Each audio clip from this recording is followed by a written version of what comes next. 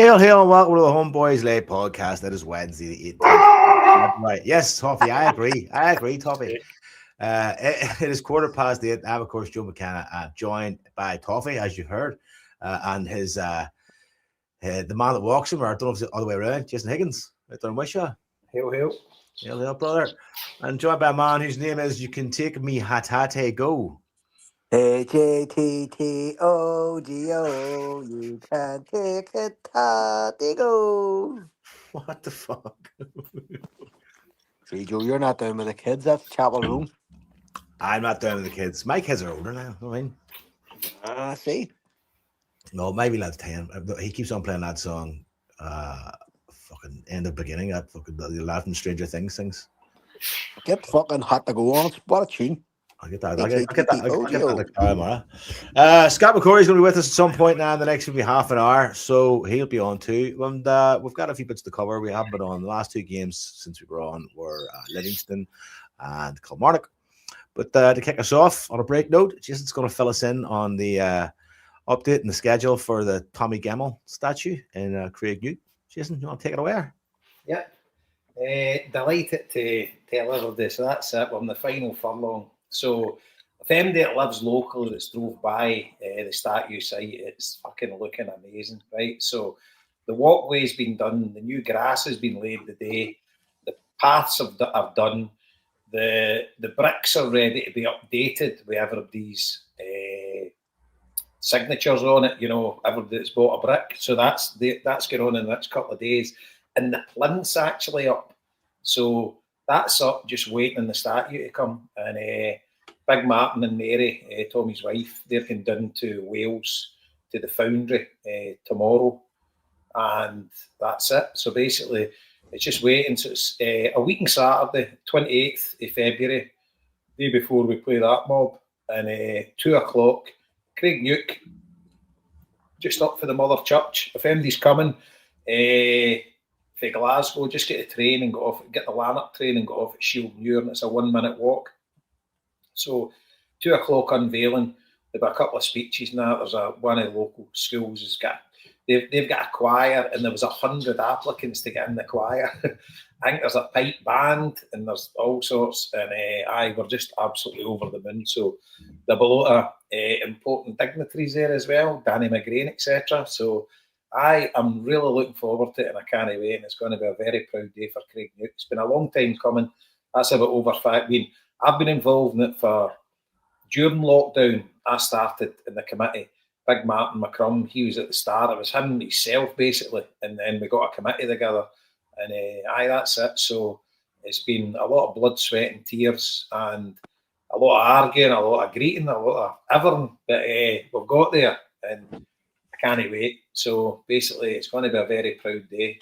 There'll be a dry eye in the house. And see, to be fair, we were at a meeting the other night, and Celtic haven't gave us a coin, right, which is no thing. But they're now trying to get involved with the media side. So I was just going to ask you about that. So we're taking them for what they can get. They're supplying a lot of the media, and hopefully they'll stream it live for us, etc. But so they're chatting in with set of media equipment, etc. So but it's all systems go, and it's a big thanks to a lot of listeners here have chucked money in, and a lot of supporters, clubs, individuals.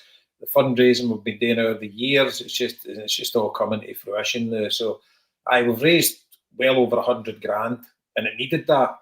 And God love Andy Edwards, the sculptor, because he gave Martin a price pre-lockdown of 60 grand for the statue, and he kept it at that. Do you know what I mean? So that's amazing, because you know how much materials and that have increased in price, etc. So he kept that, and God love him. So, and what a job he's done. I've actually seen a video of it last week, and it brought me to tears. It's unbelievable. It's stunning. You can see every wee crevice in his face and his hair and everything. Oh, it's unbelievable. Is it based off a particular picture or anything like that, though, Jason? Yeah. And Mary went down with Tommy's daughter, right? And they went into his, what would you call it? What would you call a sculptor's domain? What would it be? I don't know. A studio? Studio, right? In his studio. That's it, right. So they went into his studio, and Tommy's daughter was there, and he said, "What that pose?" And he fucking went to the whatever the blank is of Tommy, whatever you call it, the model or whatever, and started doing things to his face because of her standing there. The guy's a genius, no, just artistic beyond belief. And so he changed some of his facial figures because he's daughter, what he got for his daughter as well. Unbelievable. It's going to be different for all the other Celtic statues. There's going to be some nuances, but it's going to be unbelievable. See driving back, I drove by it last night on the way back to the meeting. See the plinth, the plinth is about 5 or 6 foot off the ground. Wow. Used to go on top of that. It's going to be incredible. Can't wait. So I'm absolutely delighted. So anybody, tell your supporters, bosses, any chats you're in or whatever, all are welcome. It's a 2 o'clock at Craignick. I'm sure the King Ludlow got a right good turn that day. Well deserved or not. So I can't wait. So when does the actual statue go up? On that day or the day before? I assume it's covered. The day before, and it'll be covered, and then it'll be the big unveil. And who is actually going to unveil it? His wife? Aye, it'll be his wife. Phenomenal. Mary. Yeah. Phenomenal. Yeah. I really can't. It's just it's amazing to hear you talk about it now because it's actually finished. Because no one from the very start had the amount of obstacles and hurdles and. Oh, you've no idea. You stuff you gotta learn. Stuff you gotta learn along the way that you didn't know about dealing with councils and public works and stuff. You know? You could write a book. Honest to God, you could write an absolute book. See some of the shit we went through. See some of the red tape we've had to go through, and we're still going through. Oh my God! See council. Oh, see dealing with councils and dealing with bureaucracy is no fun. Unbelievable. No fun. It's unbelievable. Aye. But he's got there, and that takes some fucking doing, man. It really does take some doing. I always remember Wally for the committee, the Billy McNeil statue, the day the unveiling. I was there at it. I shook his hand and I'm like, Wally, unbelievable. I says, what an achievement. He says, if I give you one bit of advice in the world, he says, never ever get involved in anything like this all your life. So obviously I don't listen to fucking any cunt. But I would kind of give that. No, do you know what, wouldn't I? I would tell everybody to get involved in it because the way I'm feeling now is just unreal. But it's tough. It's tough. The amount of arguing and we're at meetings and it's like half's agreeing, half's disagreeing. People have got ideas, but at the end of the day, we're all pulling in the one direction, and the committee's been amazing, and everybody has put their heart and soul into it. So, aye. Can't wait to see it. Truly, can't wait to see it. Aye, that'll be magic. And then hopefully the day after, get a win. I mean, that'd be put the icing on the cake. Phenomenal. It's a great way to start the show. Positivity. Love it.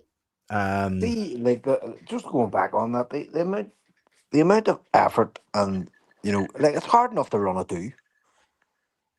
Do you know what I mean? If you're organising a do, it's tough, but they actually put a statue up to somebody is phenomenal. Do you know what I mean? And the fact that we have put so many statues up, the old Celtic players, it's just unbelievable. So look, just like everybody involved should take a hell of a lot of credit for that. Big pats on the back, and it's a stunning achievement in any. It really is. It really is. Aye, it's like because it never happened without Martin for a kick-off starting it off, and then I phoned him during lockdown because I'm like, I wonder what's happened to that statue. I just take a back seat. He'll deal with it all. And then I phoned him and he's like, nothing, Jason. He says it's just kind of just me and plodding about. He says there's nothing happening. So I says, right, well, I'll get involved and we'll get a committee together and bring it. So the next thing, there was loads of us getting involved, and then it just started growing arms and legs. And the hard stuff's raising the money, and you can't keep going back to the same well, but the local community has been unbelievable. But not just that, the wider Celtic support as well, and some non-Celtic supporters as well, just local people. But vast majority of Celtic supporters, the amount of money, see, like just supporters clubs putting £300, £400, £500 in here and there, and us and our listeners, the HomeBhoys, we've done well, raffling off the bricks and stuff like that, So the listeners here have got to take great credit as well. Absolutely.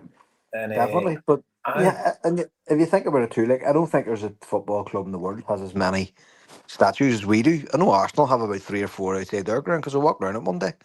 But we've got Jenky, Jack, Brother Walford, Billy McNeil, Bertie Peacock, Willie Mealy. Jenky actually has aye. But two no counting the statues. ones at Celtic Park, because they've put up with Celtic, right? And Arsenal's Well, have but put up with no, Arsenal. no, but that's just in general. Like I'm not saying one or other. Just the amount of statues that have gone up, and I see that there's a campaign to get one for Jim Craig, as well. Bobby Lennox has one on Saltcoats. Like I honestly don't think any other club I can think of has as many. Do you know what I But mean? There's we need to make sure we get them all. We need to get the 11 up. Or the well, 12. that's it. And there's You others know? too. I mean, say Brother Walford, Willie Mealy, and there was a lot of talk in Belfast a couple of years back about getting one for Charlie Tully, but the people who said they would start the ball rolling didn't bar the balls, so it hasn't happened. But that's one I would certainly like to see on the Falls Road.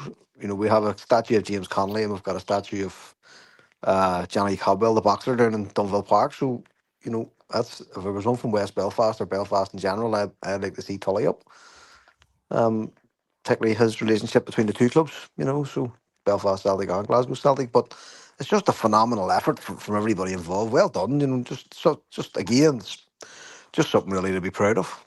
Aye, oh, definitely. And then obviously we need to get the Scott in the road for Bobby Burdock and Rutherglen. We need to get that up as well. So Get it on top of the Vogue. there's work still to be done. Put it on the Vogue roof. I was in the Vogue at the weekend, Friday What a before we place. went to Con 60th. Aye, so just delighted that we're nearly there and just really looking forward to it. Still a lot of work to be done, you know, obviously preparing for the day. We've got a final meeting next Tuesday, and we've got new T-shirts printed because my big mate Craig that does the T-shirts for us, he's been absolutely amazing. You know, he's gave us a great deal, so we made some good money for the T-shirts. He's been giving us them. His margin on it's been really low, and he's been obviously any resell, we've been getting the money. So we got a good few hundred as a one-off, and then the orders have been coming in. Like we're selling like 3, 4, 5, maybe 10 a week, you know. And Big Craig gets them all posted out and everything. So that's the one. Gemmell, Lisbon 67, Craig Nuke. Tommy Gemmell, Craig Nuke, Lisbon 67. So they've went like hotcakes, but we've got one that we've not shared yet that will be released on the day. So we've got a good. I'm going up to Livingston to Craig's bit on Wednesday or Thursday, and it was Caitlin designed it, one of the committee members. It's an absolute beauty. So we've got that. We've got a good few hundred of them coming, and they'll fly out as well, you know. So, and then obviously the statue goes up, right? But it's a community project. Then the hard work will really start because we're a registered charity and we're due certain grants, etc. Because we've had nothing, you know. We've not even had, see, like you know, you make a donation, you can claim the tax on it and stuff like that. You can say if you're a taxpayer and you get gifted. So we've still got all that to come in. As I say, we're just at the bare bones. We don't have a button left. You know, everything has been donations, and we're basically skint, but we've got money to come in. But after the statue's up, then the community project will go into full throttle. Then we'll start helping the local community and the wider community, because there's plenty of people in need and plenty of clubs and stuff like that that could do with some help.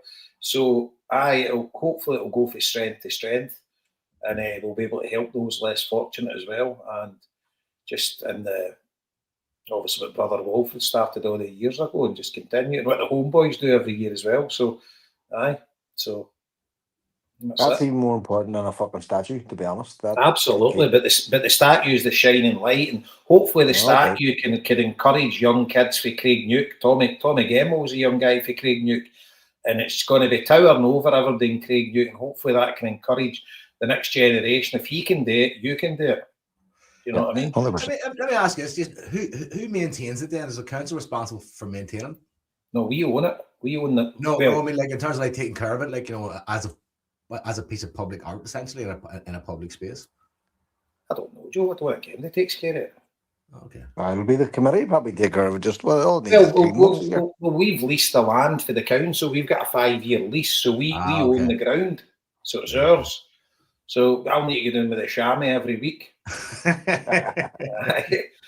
And I was saying, because we're thinking about the night before it, and we're saying, right, what do we do? Do we get a security guard or whatever? Because you're obviously panicking. Say it gets vandalised or whatever the night. I mean, the Billy McNeil has been there for years and nobody's touched it, and I would like to think nobody would be that way inclined to do anything, right?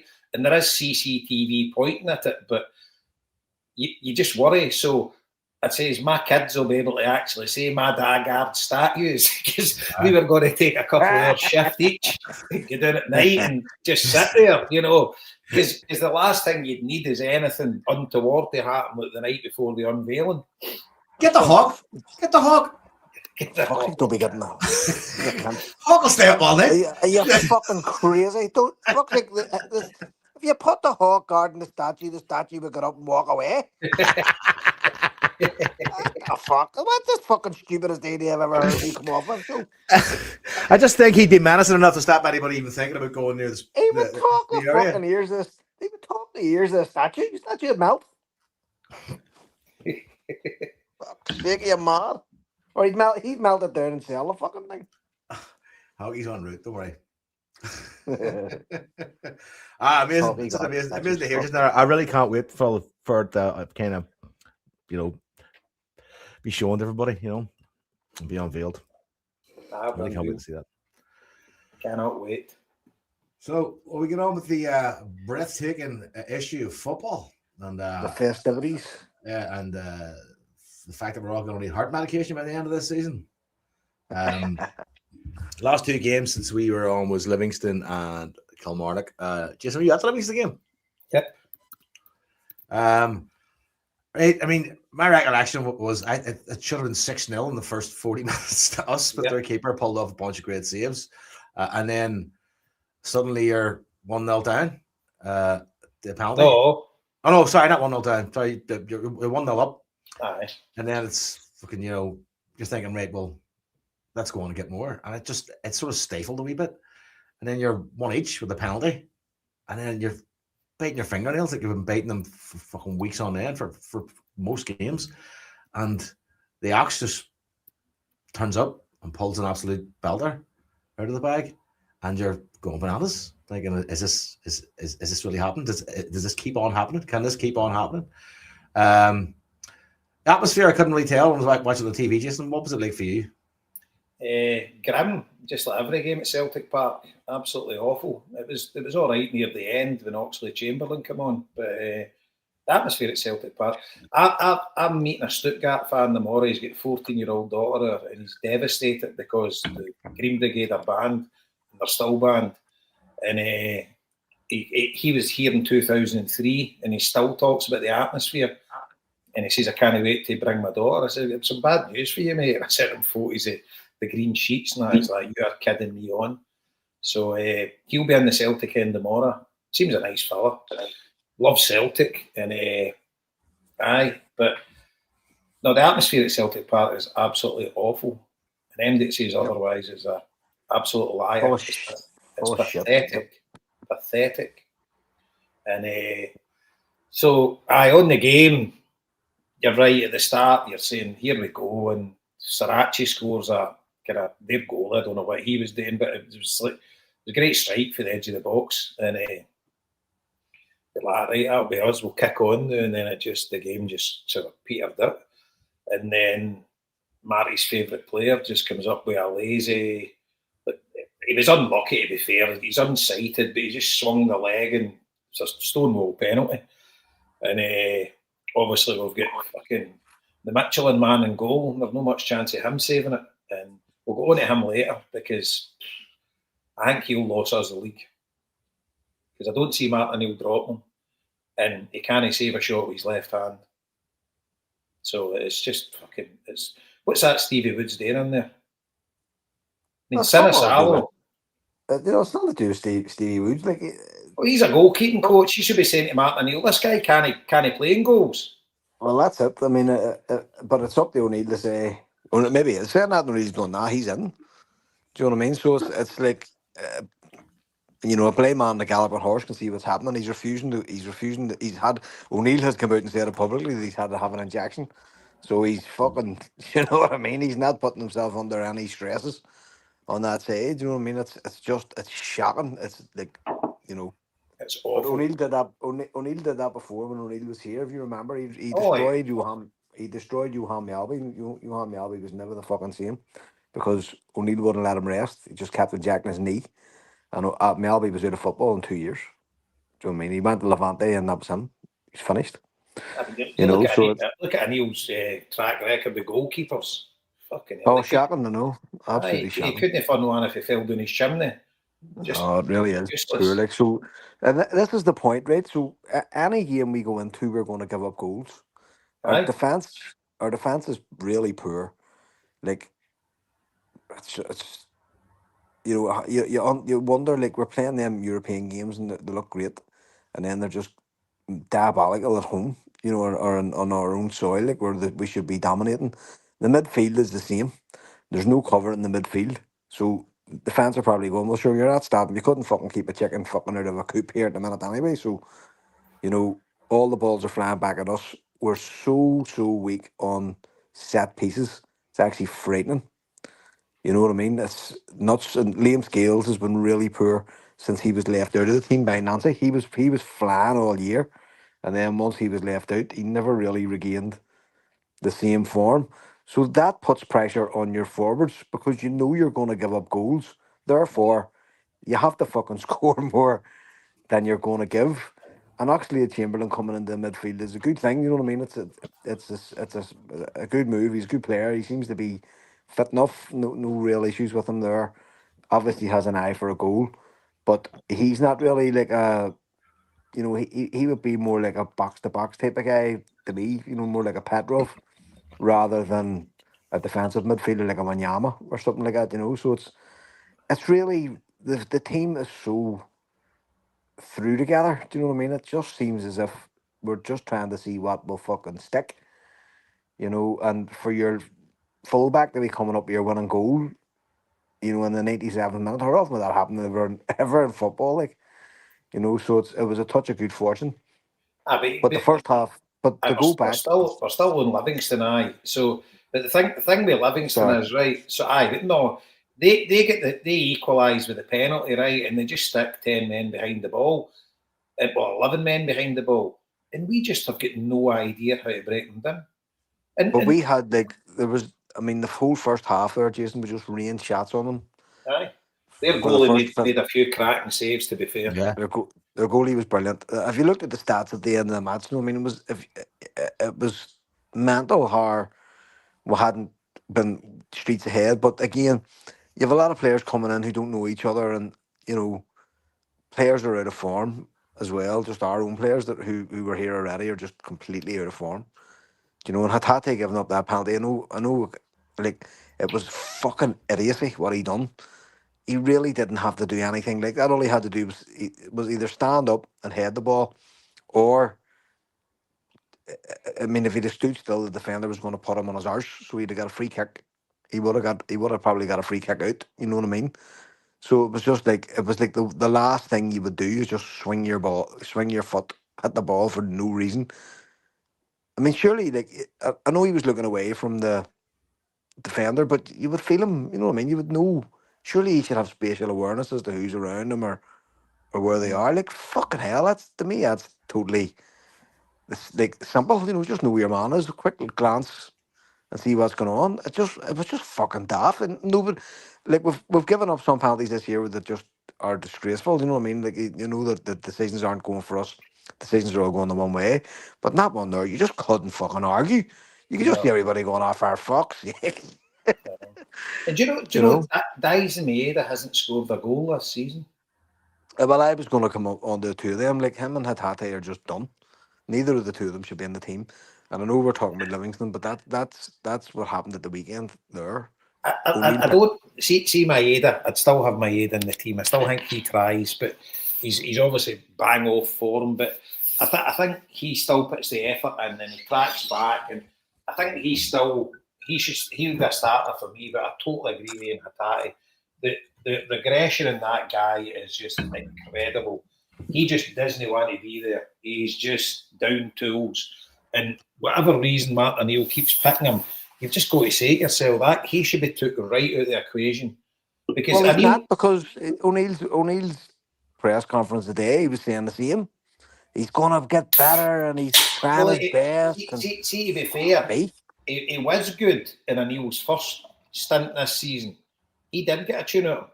He was decent then. That was his best spell of the season, which wouldn't be hard, but he was really good. But he's an empty jacket. You know, he's like. But getting back to the Livingston game, see that second half, that was awful. See, watching it, we just refused to shoot. You know, you're at the edge of the box, and we just kept going down the wing, trying to get it in the middle, and they just cleared it. Down the wing, try to get in the middle, they cleared it. Pass about outside their box, pass it back to the wing, and it was just the same repeat, rinse, repeat, rinse, repeat. It was, you're like, there's no imagination here whatsoever. And I get it's hard to break down teams, but they're a team of haddies. I think they've won one game this season. They are murder, and we could not break them down. And if you look at, we've played, it's like 3 of the bottom 4 or whatever, and we've beat them with a goal. And we've got a run in now. As I say, we've got Hibs. I think we've got 3 home games before the split. We're away to Aberdeen, Dundee United, and we've lost to both of them this season. And I don't know, the team's going to have to gel. What I would say is, on a positive note, I was walking out of Kilmarnock and Johnny Mackay, I think it was Johnny Mackay, said to me, he says, how embarrassing is that? I'm like, how? He's like, that Oxlade Chamberlain's fucking about a quarter fit and he's the best player in that fucking team. You know, and it's like, it is embarrassing that you bring a guy up for England that's kind of, he's been mooted as a has-been. And I don't think he is. I think he's a quality player. But he's just miles ahead of the lot of them. The only other one you would say, well, Arajo's been good, right? He's been good, right? And Tuneki looks as if he's coming right onto a game now, which I was a big slater of him, but he's been absolutely pivotal for us. But apart from them, you know, Tierney's actually playing better as well. He's decent. But that Austin Trusty, Jesus Christ. Fucking hell.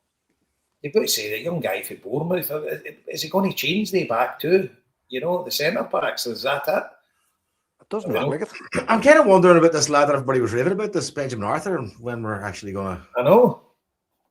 See the proof here. I know. But back to Oxlade Chamberlain's goal, that was one point that the ground did absolutely erupt. And I know, but it's more.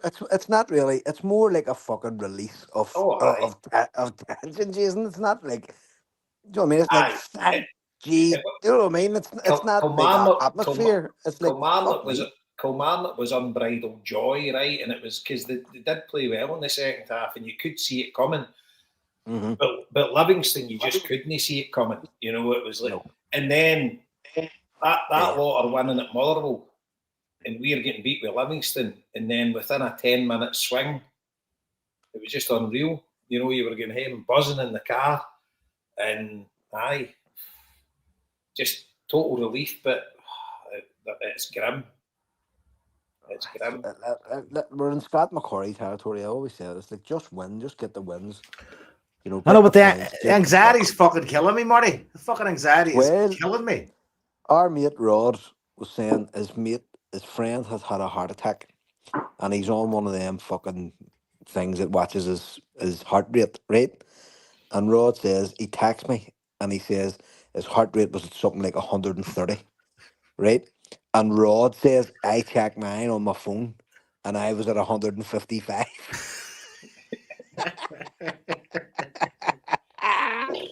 Like, there's going to be casualties for the season's over. I'm sitting here on Sunday, watching that match on Sunday from fucking word go, and I was fucking absolutely my heart in my mouth. Do you know what I mean? It was fucking wild. And as Jason says, the two games, the Livingston game and the Kilmarnock game, were a bit different. Whereas we just looked as if we were going to get fucking tore apart in the Kilmarnock game. We were awful. Do you know what I mean? And as I say, what I was going to say earlier on was O'Neill just started the wrong fucking team, and he eventually got his team right. Do you know what I mean? In the second half, as Jason says, was you were more expectant. You were going, right, we can do this. Do you know what I mean? We've got attacking players who actually know what they're fucking doing at the minute on the pitch. You know, so we're in Scott McQuarrie territory. We're in just fucking win. You know, and hope that there's slip ups elsewhere as well. I was watching. Let me just check here. A cup match is on the night, and Aberdeen are beating Motherwell at half time. 1-0. Oh, Yep, 1-0.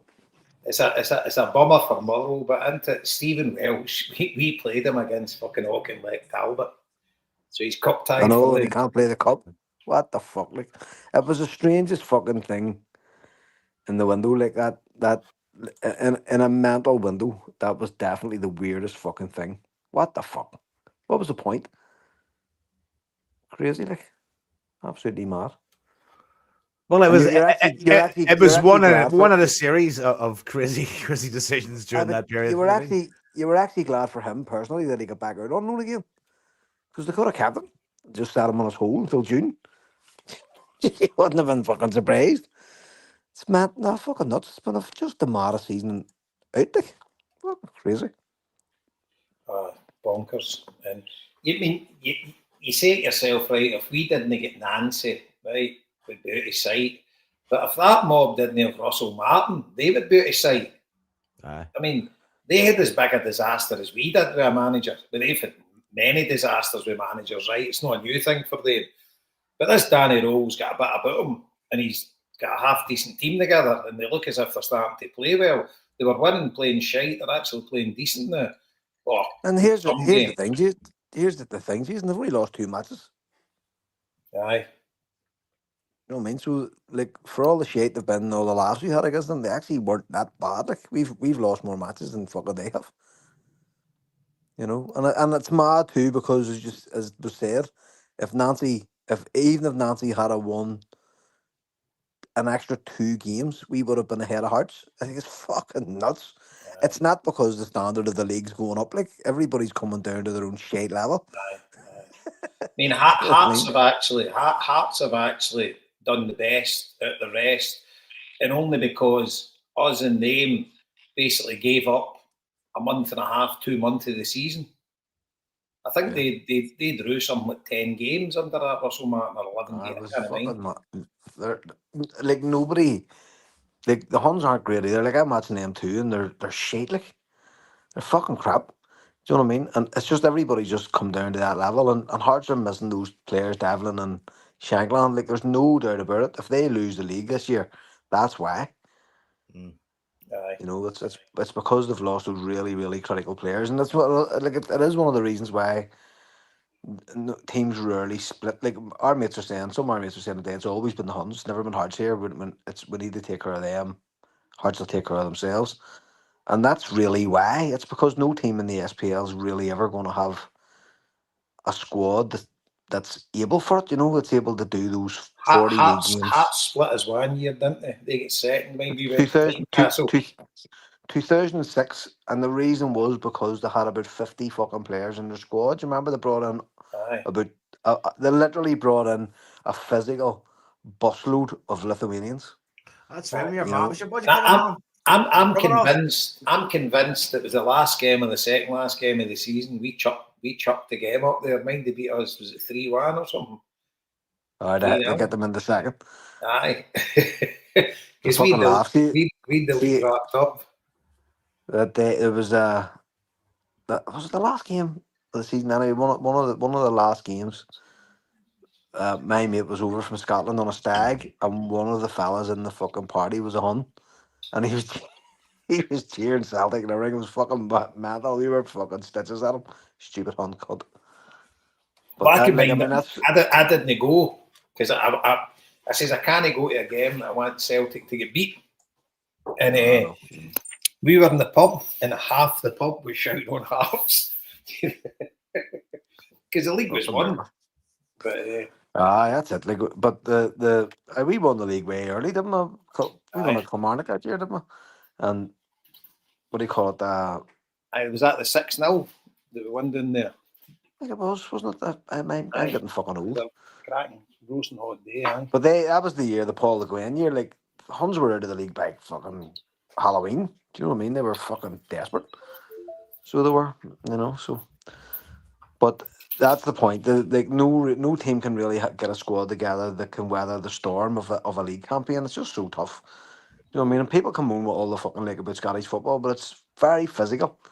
And the pitches are shit, and the weather's bad, and whatever else. So if one or two key players chuck it, through the year, it's very, that's you out of it. You're either playing for top six, or you're trying to avoid relegation. In most cases.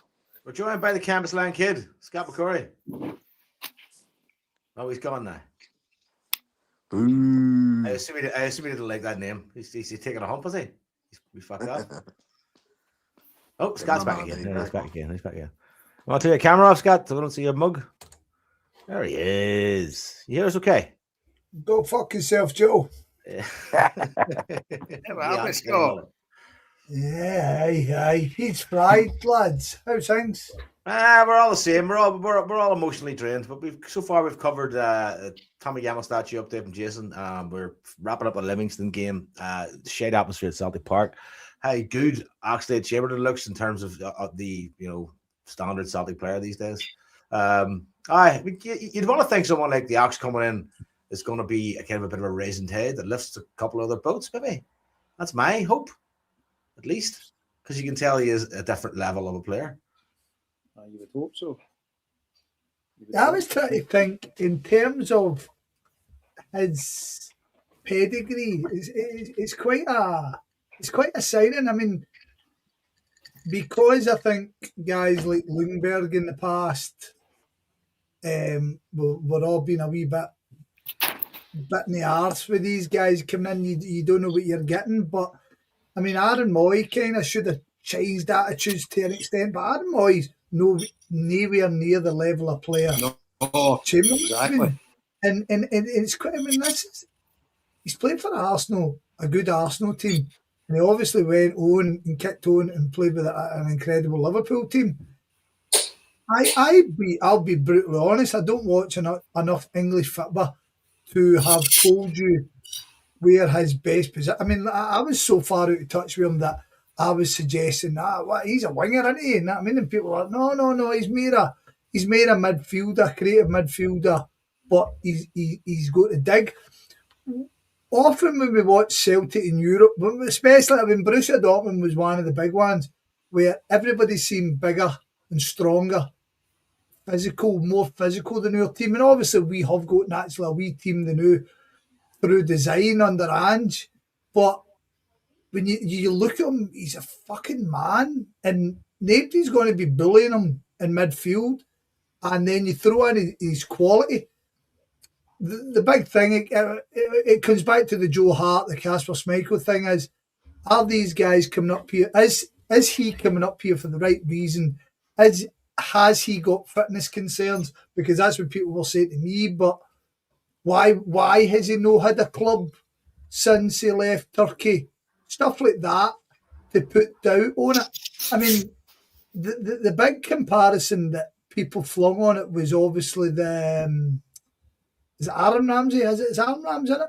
The one that signed with the Huns? Aaron? Mr. Penalty, Aaron Ramsey. No, but the thing that I think is forgotten about his signing, he was a good player for Rangers.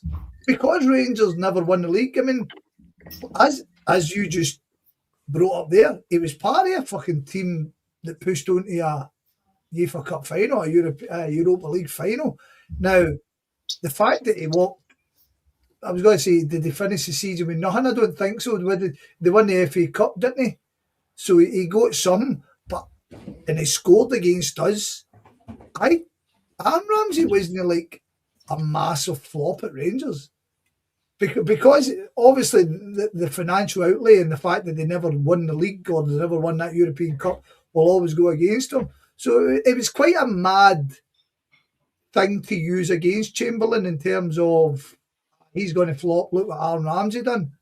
But right now we're still kind of he's no started a game, but straight away, and this isn't me kind of going all the score on because as well you guys know, I kind of sit negatively to protect myself. But even for the wee bits I've seen, he looks head and shoulders above everybody who's playing with Celtic. That's what I don't know if you missed it, Scott, at the start. I was talking to Johnny Mackay the way out of the game, Kilmarnock, and he says that's a red neck for the rest of that team. And he says he's come in, he's half fit, and he's miles better than the lot. Miles. I mean, he's obviously made a wee mistake. We'll come to about Sunday, but I mean, he walks on the park, fucking outside of the bit down the line. He fucking Donetsky. You're like, oh, what man? What's happening here? Nah, he's touch wood. He's a guy who's kind of going to push us all the line. He's obviously got a winner's attitude. He's played in bigger games than he's going to be playing in the next few weeks. So we need to get him in the team for Sunday, ultimately, because obviously he can't play the next two European games. But he needs to. I think he needs to start. And yeah, I dare say you've already kind of wired into Hattati and whoever else and Negrin and stuff like that. And I can't foresee that fucking trajectory changing once we get to Kilmarnock. We never mentioned Negrin, to be fair, but I mean, well, that'll come with it. he is a total enigma. I mean, I would have him every one of my team sheets because he's a top goal scorer, but the rest of his game, fucking hell, he's all over the place. But he just pops up with the goals, and it's worth its weight in gold. He nearly scores every week for us. No, there is no doubt in that, and we've spoke about it already, and it would be really good down the line if you ever get a chance to speak to Brendan Rodgers. But this is how I've taken this situation, and I think I've already said it on here. So again, I apologise. I know we kind of reiterate things quite a bit on here, but we took out so much attacking talent from our team of last season, and obviously Maeda falling out.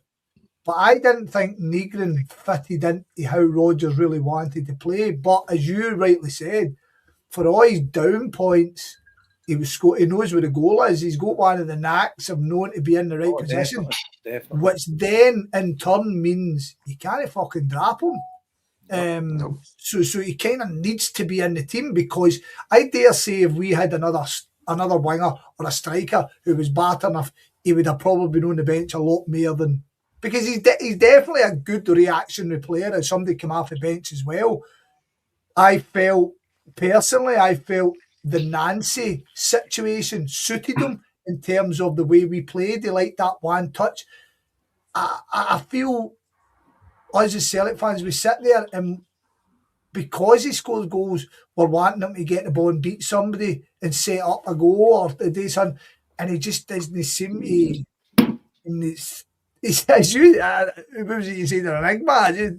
I don't really know, but long may it continue. I mean, somebody says he's the best worst player I've ever seen, which sums it all up. Can you imagine the state we'd be in this season if we didn't have him? 100%. We'd be sitting about sixth. There's very much a touch of Leela Bada, Chris Commons about the situation, even though they're totally different players, all three of them. But the point of like Chris Commons was always great for a goal, and if he didn't score, it was generally pony. Do you know what I mean? But Negrin scores kind of odd goals. I mean, he just happens to be in the right place at the right time a lot of times. And if he wasn't doing that, you'd be going, I don't really know what this fucking guy does. Sunday's a mad one. So somebody said a point. Perfect. Somebody said a point about him, and obviously like your Tom Rogic, Zinedine Zidane thing, Joe, right? Make no odds. I am not comparing these two players at all. But the kind of madness of his play is that kind of Tommy Muller type of thing. I mean, Tommy Muller was the most unconventional football player you'll ever see in your life, and he scored a barrel load of goals. And sometimes you're going, how the fuck's he scored that? Do you know what I mean? It's like bounce off his ear and stuff like that. But we fucking need him. I would much rather Celtic had goals sure in the park, but we just don't, and we need them. It's funny you mentioned Muller because I just watched his documentary there on Amazon the other week. It's good, isn't it? It's really good. I liked it, man. Really good. His brother and all. I like his brother and all. But see the very start when they said one of the coaches explaining to him, going like, he's not athletic, he can't run, he's not very strong. But for some reason, he's an absolutely fantastic player. No, it's a good show. I enjoyed it as well. But and Hatate.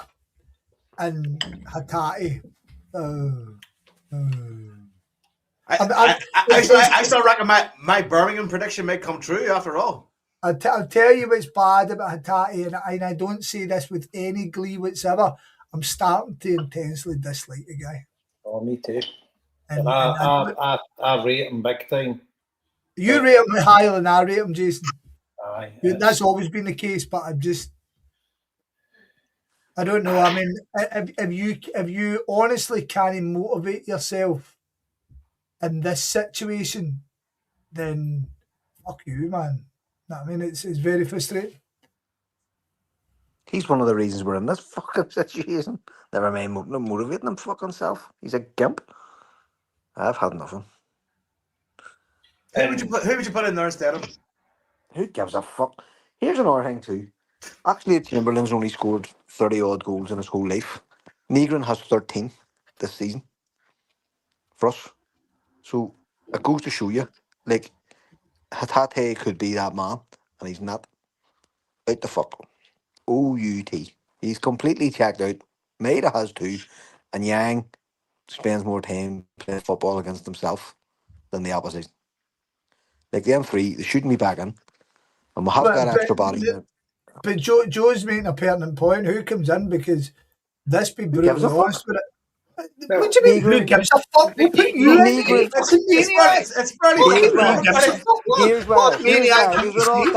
If you all stop fucking shouting, he's as good as a man short. I don't care who comes in from. He's a bad player. You asked the question. He's a bad player. You've answered it with a stupid fucking answer. No, I'm not, but I'm explaining it. He's a bad player playing badly. Get him out. It doesn't matter who comes in. Be it Negrin. Luke McCowan is not playing well. So Luke McCowan You don't have to bring Luke McCowan in. You can put Maida back in the midfield if you want to play Maida, which is the argument that Jason was making earlier. You put Maida in the centre of the park. Wait, you can't put Maida in central midfield. I don't see that happening. No, I'm not saying that. I'm not saying you put Maida in the centre of the park. You reorganise the fucking midfield. You've already got McGregor. He's not getting dropped. You've got actually Chamberlain, who's a top class player. He should be in. And you've Negrin, who has 13 fucking goals. Why do you need Hatate? That's you answered the question. That's what we asked. That was an original question rather than fucking. There you fucking go. But as I said, you were trying to shoot me down. I said, let me explain. So I just done it. No. You answered it with a fucking maniac fucking answer, man. Yes. We do not need. You did say who gives a fuck. That was your original answer. Was who gives a fuck? Anybody. We're like, well, it's getting irrelevant. By the way, I would have Luke McCowan in before Hatate. Right, and there's another answer that fucking fits the criteria of what we're there you go. For, Marty. So there we've it all solved. Ring O'Neill up, tell him. But the thing is, you've got the injury to Engels, right? So you've only got 2 in the bench, and he's got to be one of the 2 because we don't have anybody else. Well, that's going back to your point then about you could drop Maida back in the midfield. We play with a 3. We don't play 2 men in midfield. So you can put Maida on the wing. And you can swap Maida. You can play both wings. Do you know what I mean? And I actually don't think Maida's ever really recovered from being dropped as a central striker. I think he thought that was, what he was going to be eventually when Hugo left. I think the only way you can accommodate that, and I'm not against it, is by playing 4-4-2. Well, anyway, which is going to happen at this point? I don't think it will, but to be honest with you, it would be an option. Because the irony, and I think we'll come to it, Jason. I think once we kind of get all the fixtures out the way, what we're talking about here, but as mad as it, and I don't think it will happen. I think Big Tam playing alongside exactly, that was going to be my point. Sorry, mate, I pissed on you, but that's no. That is going to hit up the weekend. No, but I think Big Tam with somebody next to him would be brilliant. So none of us are actually taking a shot at his name then, are we? Are we just going into Spankara? Is it Spankara? But definitely Spankara. But here, but big Tom suits him. Fuck's sake, that's class. His name's Tam and he's big. Fuck's sake, what? I mean, we call you Specky Marty for a reason. But here, Jason, it's actually not a mad point. I actually think if he thought he could get away with, O'Neill would play a 4-4-2. Yeah. I think that's his natural instinct. You know, that's just because of what happened with Nancy, and because he changed the system so quickly. I actually think that's playing on O'Neill's mind, and he's going, I actually don't want to fucking change this, but I'd like to. Yeah. Do you know, because that was a lot of the complaints where, you know, they swapped this system and nobody knew where the fuck them were. But I think if he thought he could do it, he would do it. I don't know if Callum McGregor, and maybe I'm doing him a disservice, I don't know how he would react in being one of two. No, I agree. I mean, he's been playing that whole way his whole life. It's really it goes back to what your Brian McColligan was saying on the podcast. He says these guys are tuned into playing exactly that way. But let's face it, the way we're playing the now with the midfield, fucking none of them know what the other one's doing because they're no joined up approach with them. There's where I would kind of come back to what we're talking about Hatate, right? So, I mean, Paul, Irishman in Porto, he's put a comment on it, and then I noticed we were kind of talking on Twitter about the same thing, right? And Hatate's a guy that to put my summary first is he's a exceptional player on his day. I think his day is far too inconsistent for me to rely on. So I've never been overly a great Hatate fan. I think he's a torn-faced cunt and all, do you know what I mean? But it's kind of non-existent now, Scott, so that's the main point. Yeah. But what frustrates me about him, and he was the guy that was always allowed the exception to losing the ball because he was trying the killer ball. He was giving the ball away. And again, I've told this, I missed the Aberdeen game with the Wains at the tournament, the start of the season, and I went back and watched it because somebody said to me Scales was terrible. And Scales looked fine to me, apart from 2 passes, but Hatate was god-awful. Like, just so slack in the ball. And it wasn't coming for him trying, it was just... And what became so weird to me that day was his awareness on the pitch is awful. He doesn't know who's around him. And see, since he's playing badly, it's so apparent that he does not know who's behind him. There was the Livingston game where he was trying dummies at the edge of the box, right? And I love it. A dummy comes off, it's brilliant. There's a guy stunning on him. He's stunning right up his arse and he tries a dummy. And I was like, there's only one fucking dummy in this situation. You know, and then he lost the ball in the pitch, he kicks the guy in the box. All it takes is, mate, any of fucking Wayne's going to football, anybody's Wayne's are there, scan. They're that fucking famous word, right? To me and you, it's fucking look about, but scan the pitch. He does none of it. And he's frustrating the living daylights, and then you fling in the fact that he doesn't look arsed about it. I'm with Marty that I would take him out the team, yes. The frustration is nobody in midfield is taking up the mantle. Nobody. So that's why Chamberlain needs to go in soon. We can't leave it any longer. He needs to come in on Sunday. And you add to that, Scott, the Bologna away game, they fucking 2 bookings. Jesus Christ, especially the second. You're just like, 100%. Find a month's wages. You've just threw your team under a fucking bus there for nothing. Mate, you think about how good Chris Sutton was for Celtic, and we all know somebody who goes, remember that time he gave up at Ibrox? I mean, we all know that person that says that. And honestly, all the good things that he's done, I'll be looking at it going, he chucked that. He fucking chucked that, man.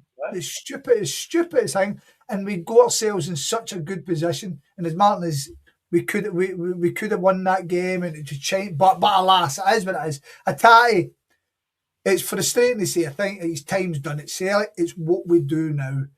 Somebody said in the chat there, Glasgow Rebel said, I would rather give a younger player. I mean, see that wee guy McArdle, I'm really surprised. He never, since he came back for this, I'm really surprised how he's not even kind of got a wee chance here and there, because a wee bit of freshness and a wee bit of, because I always think, see when you bring a young guy into the team sometimes I stress, try harder because they've got to try harder for this guy to protect him, to allow him to be that expressiveness. But I don't know. I mean, Chamberlain right now is a guy I'm relying on. It really is. See when he went down fucking Sunday, my ass was, I was like, oh no. I know. That'd have just been it. But young McArdle, but see, let's face it, Martin O'Neill is no that guy that's going to do that. He never done it.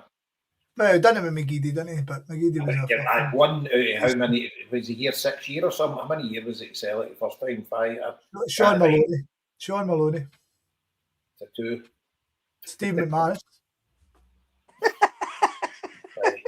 It doesn't date much. Right. Aberdeen are 2-0 up. There we go. That's a cup, isn't it? Yeah, cup match. But Tawdry, the pitch doesn't look too fucking bad for all their fucking call-offs and fucking all the rest of it. The pitch looks okay. I have to say. So, are we talking about Kilmarnock? Because this one could kill us, man. Yes. Go for it. That first half was fucking mental, right? So,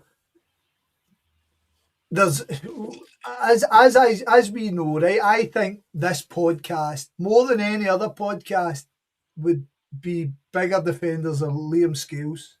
At the weekend there, whilst the midfield hung the boot to dry, the two boys in the centre of the defence had fucking abominations, man. That first half, the midfield. So McGregor comes in to get the ball.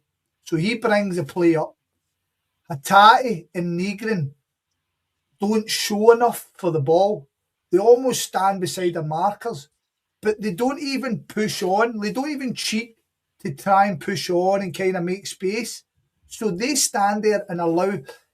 And we ended up playing, in the first half, we ended up playing all our game in our half, in our last third. And it caused chaos. And it was so easy for Kilmarnock just to show the effort, just to know where the bounce of the ball was going and stuff. And honestly, that first half is as bad as you'll see Celtic ever. Hopefully not. I mean, it was garbage. Really, really garbage. The 2 goals were stinking. Schmeichel, people keep telling me goalies are told to fucking lead with that horn, but fucking hell, man. I thought Tierney could have cleared it off the line. He probably thinks Schmeichel's got it.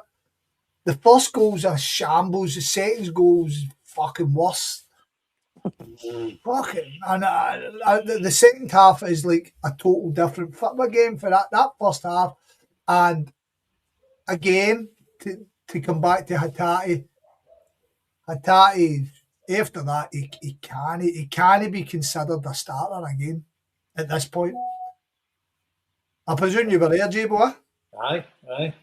Well, that's some atmosphere as well, wasn't there?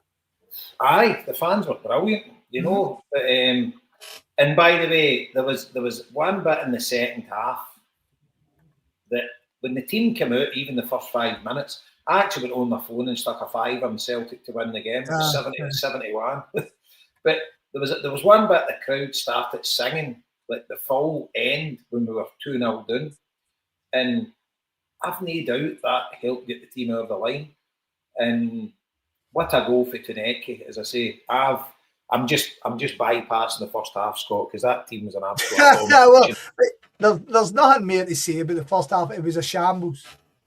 Oh, well, Yep. there is. I mean, just to go back to what I was trying to say earlier on was O'Neill picked the wrong fucking team. Yeah. Like he got it right eventually.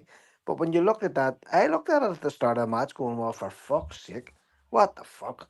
But, You know? Marty, but I think Hattati would have been the one over everything else. And I know you don't really like Yang, but whilst I wasn't overly upset. I like Taneki, as I've said loads on this, and I would generally start him. He's very much a touch of Samaras in terms of seeing the first 5 minutes. You can almost tell if he's going to be honking or no. But Yang's been all right, right? Yang's been all right. He kind of sums up where Celtic are that he's a starter. But when I saw Hattati was playing, I mean, we were on the bus going down, and everybody, a man went, "The fuck is happening here?" Do you know what I mean? Because he was awful on Wednesday. And on Wednesday night, I thought he was going to get subbed off if there'd been subbed on. So that was a big one. Yeah. And if we be brutally honest, and he was a big part of what happened. Really was on that first half. See as well, right? So let's go into the first half a wee bit, right? I thought, see at half time, you were praying for him to make the 3 substitutions, and everybody had the 3 players he would have took off. But see, to be fair, that Adamu worked his socks off. But you could have Harry Kane up there and he wouldn't have scored. Because he get no service whatsoever. Yeah. He did. He worked his socks off, but he just didn't get any. So I'm no writing him off yet. I think he was trying his heart out, but he just didn't get any service, nothing at all. And it's a common theme for our centre forwards that they don't get much service because we don't put much through the middle. You know, if things are coming in for a cross ball, the chances are it's not the centre forward that's getting it. It's cut back or something, and it's somebody. You know, it's like your Negrin. He's got the knack to land there, but I wouldn't kind of write him off. He worked his socks off, but the fat man in goals for that second goal, fucking hell. And Austin Trusty for that first goal. Jesus. I mean, both of their goals came to the same side. Trusty was it. And Trusty was off. But it was actually the work rate. They weren't tracking their man. They were fucking useless. They didn't put the yards in. They weren't running. Kilmarnock were swamping us. Yeah. And it was just, I mean, at the end of the day, the least you can expect is application, right? And if you've got everybody, look at that Motherwell team, and I know they're fucking getting beat tonight, but they never stop running. You know, and that's how everybody says they're an amazing team to watch, because they all run. They're all making moves for each other. We were just fucking static and absolutely useless. Callum McGregor, he's fell off a cliff as well. But that first half, my God, when they went off at half time, but when he made the 3 subs and you seen the 3 of them coming on, you're like, right.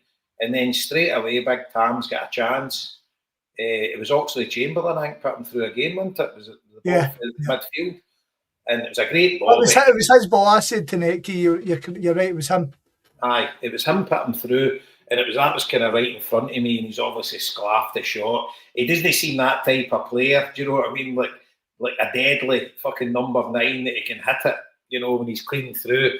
I don't know if he's that type of player, but aye, so I think the first 5 minutes, you're like, we've got a chance here, you know, and the intensity, and they were running, and they were putting the yards in, and it just gave the full team an absolute boost.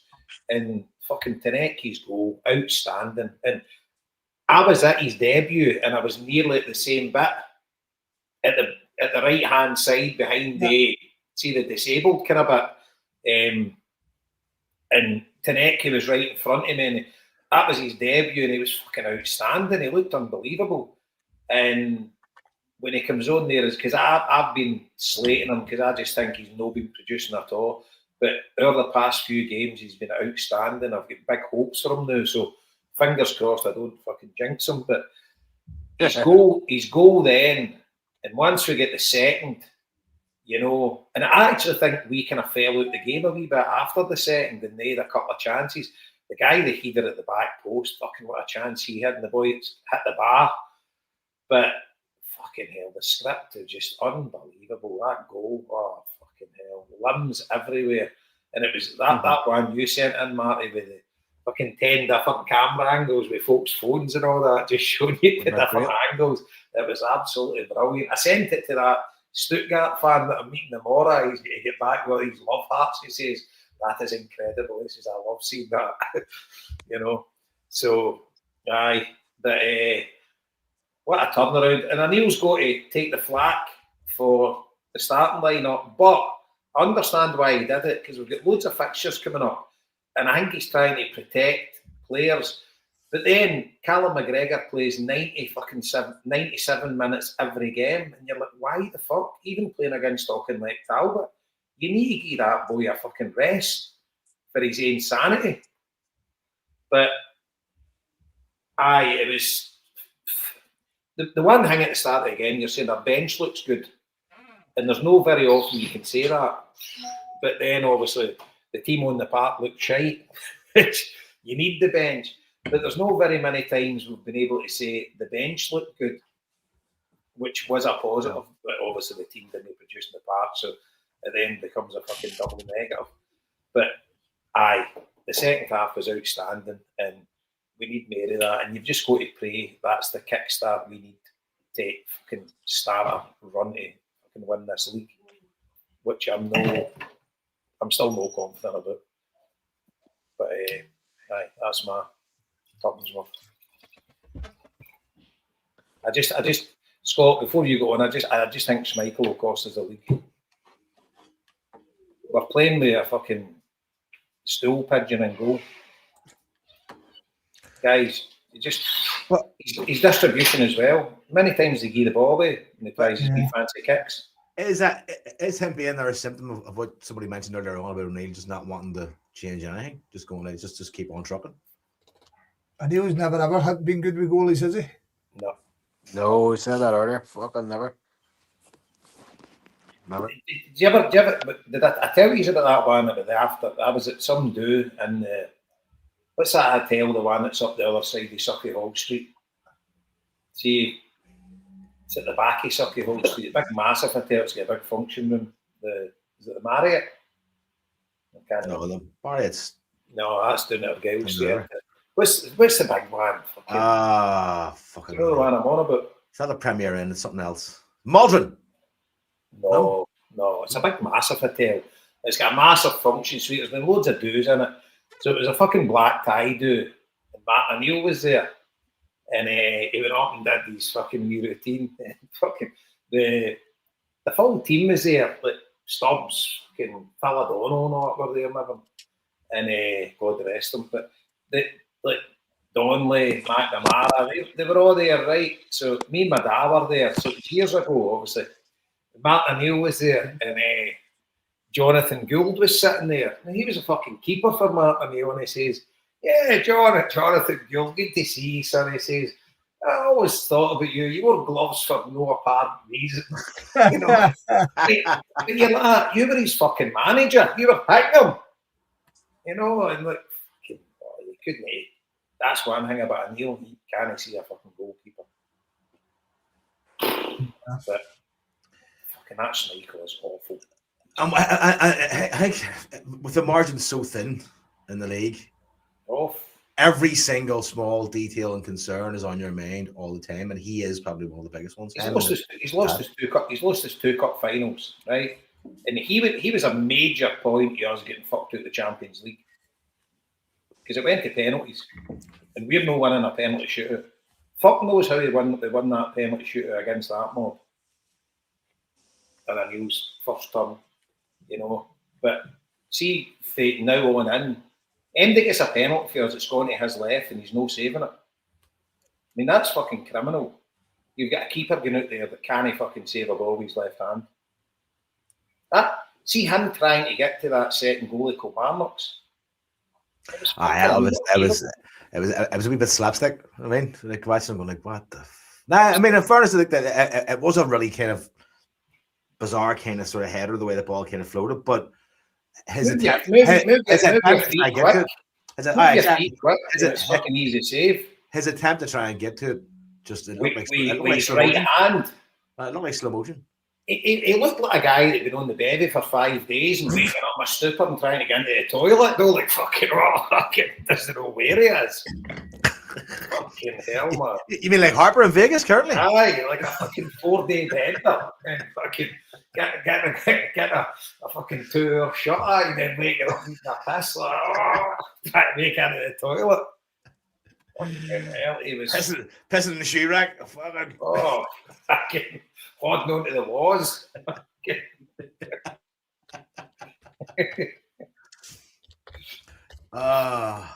I mean, you're right. I mean, the script for that game was unbelievable. Do you think the same as me, or am I going overboard at how bad he is? I was willing to give him the benefit of the doubt to a certain degree, right? But after Sunday, I felt like something's got to change here. This guy is just so clearly off it. I mean, he just doesn't seem to have the agility, he doesn't seem to have the speed, he doesn't seem to have, the capacity to make the right decision. And he appears to be a whinging bastard too. Well, most he balls and shouts, and he he's got a presence about him. And fucking it's his fault when he's bawling and shouting at defenders. And you're like, fucking, he's got some brass neck, I'll tell you that. I don't know if that keeps him. I don't rate the other boy. Well, I don't think we've seen enough of him, Scott. He's never run the team. No, aye. That's pardon the pun, but you've got to kind of grab your fucking chance, didn't you? And I don't think he has. But to come back to something you spoke about just there, Jason, whilst I wasn't upset at Adamu starting, with hindsight, it was a kind of mad place to bring him in for. With hindsight, because so as much as you say he was kind of working enough, and he looks like somebody who would rather the ball kind of played in the channels or played over the top rather than bring it up and hold it up. Aye. So I mean, what I was looking at, and also the fact that Big Tam's been there a few weeks and he's done a load of training, so he's kind of building a rapport with the guys around him. Mm-hmm. Whereas I didn't see any connection. Nobody really knew what he was doing. I mean, I was on the right-hand side of the goal, so the opposite side at the front, opposite side of where we scored and we all jumped in and all that part. And as I was watching the first half, I felt Yang could have done worse. I felt we could have done worse by playing the channels and let Yang come in the way and allow him to kind of, like, basically they two to kind of rotate around or go left and do the same thing. I felt we could have done something, but there was almost, we just kept doing the same thing. And it wasn't really working. And then, I mean, I'm forgetting even fucking Maeda's chance. Maeda really got to do a wee bit better with that one. He's just fucking hit it, isn't he? But in terms of the second half, you already spoken. I like Tanetki, right? I think anybody with that amount of ability, we should be doing something with him. And he's obviously scored that one against Auchinleck, the exact same kind of goal in the same fucking place. So brilliant. Just exactly what you said. After we get the second day, come back into it, we look nervous again. The boys hit the fucking bar with a free kick. The header at the back post, aye. But to get it, I mean, we're all thinking about it. See, at half time, as you say, you can see who's coming on, and you're thinking we could definitely get back in this game because Kilmarnock only did much. Kilmarnock, it wasn't like Murble fucking pulled us apart. Kilmarnock just took advantage of your situation.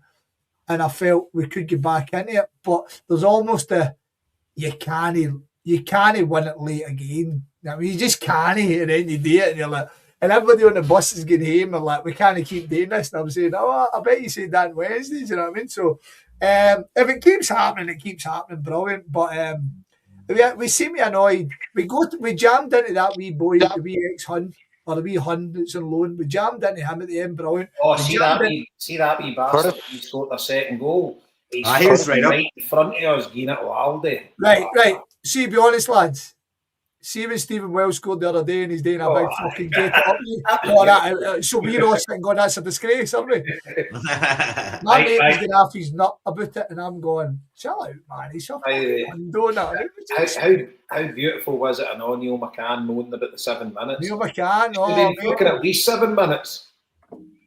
See when 7 minutes go, I was thinking that's a bit short, isn't it? Well, I said to Ellie, it's got to be 5 or 6 minutes. If they give 5 or 6, less than 5 or 6 minutes, it's an absolute disgrace. And they put up 7. I says, that's fair. So, how many times did the midget that's their physio guy run on the park? He did the big sprint with the bag at the side of him, and it was like the fast sprint for the first half, and he was knackered by the time he got to them. Even the one, see, the referees are entitled to add on if they think there's wastage during the added on time. So if they add on 5 minutes and somebody goes down for 4 minutes, you don't just play a minute. He adds on what he does. So that boy who fucked to neck you at the park and then fell all the fucking boards, he was doing for a good... And the referee, what about the referee stoning, watching things? Like, see the guy was the second half, he was off the park and he was lying down and the referee stood there, never started the game, just watched them. And I was like, what the refereeing the last fucking month has been wild, man. I thought the weekend there was particularly fucking poor. Like, you see how frustrated McGregor was getting. I thought Wednesday was as bad as I've ever seen. That on Sunday was terrible. What about the one he did in the second half on Sunday? When one of their players just fell down and you didn't even know it was wrong with him, right? We've got the ball 20 yards out, right? We're attacking. He's actually gave a stoat up and gave them the ball. There was no foul on the guy. He's gave them the ball and they've kicked it up and tried to get an attack going. That was mental, Jason. That was fucking absolutely mental. Like, I know we all hate the Scottish referees in general, but that was actually insane. What happened there? I was going off my nut. Yep. There was no point in them falling back and letting us get the ball. They actually fucking went and tried to get an attack and make it into a fucking forward move for them. And it was our ball. We're in control of the ball and their guys fell down. It's fucking abominable. A disgrace. Then there was Callum McGregor's yellow card, which I thought was very, very harsh. I felt he got the ball. And you could see he was kind of a wee bit restraining his opinion then after that for the rest of the game, and there was several decisions went against him that were fucking, I thought, were really, really, really poor. What about the one, Scott? Me and you were 1,000,000% it was a penalty. It seemed like it was a head with the guy. Nah, I still think it's a fucking... Well, seemingly somebody sent a clip. There's an angle on there, no? That Gordon Duncan on Radio Clyde, some guy phoned in and made the point. And he's like, no, it was his head. He says 100%. Says there's conclusive evidence that it was his head. So I see the clip kicking about where it shows clearly it was his hand very, very quickly. I've seen it as well, but seemingly when you see it from the other angle, it actually was his head. And the hand doesn't touch it. So I've still not seen it. Probably fucking AI. But that Gordon Duncan's, 100% officially was his head. And for the clip that I seen, it was at the game, it looked 1,000,000% his hand. It's absolutely no way it was his head. His hand was above his head. If it had hit his head... but seemingly it went behind his hand and hit his head. According to Radio Clyde, they say there's no even an argument here. Because he is pretty fair, that Gordon Duncan, right? If it was his hand, but he's like, no, he says there's conclusive evidence that it was his head. And that's just been the end of it. I've still not seen the conclusive evidence, but whatever. I thought you were maybe going to say I've seen the conclusive evidence, but you haven't either. No, well, I'm not seeking it out because I like my opinion. So. Liam will probably jump onto your chat and tell us something that's wrong anyway. So I don't.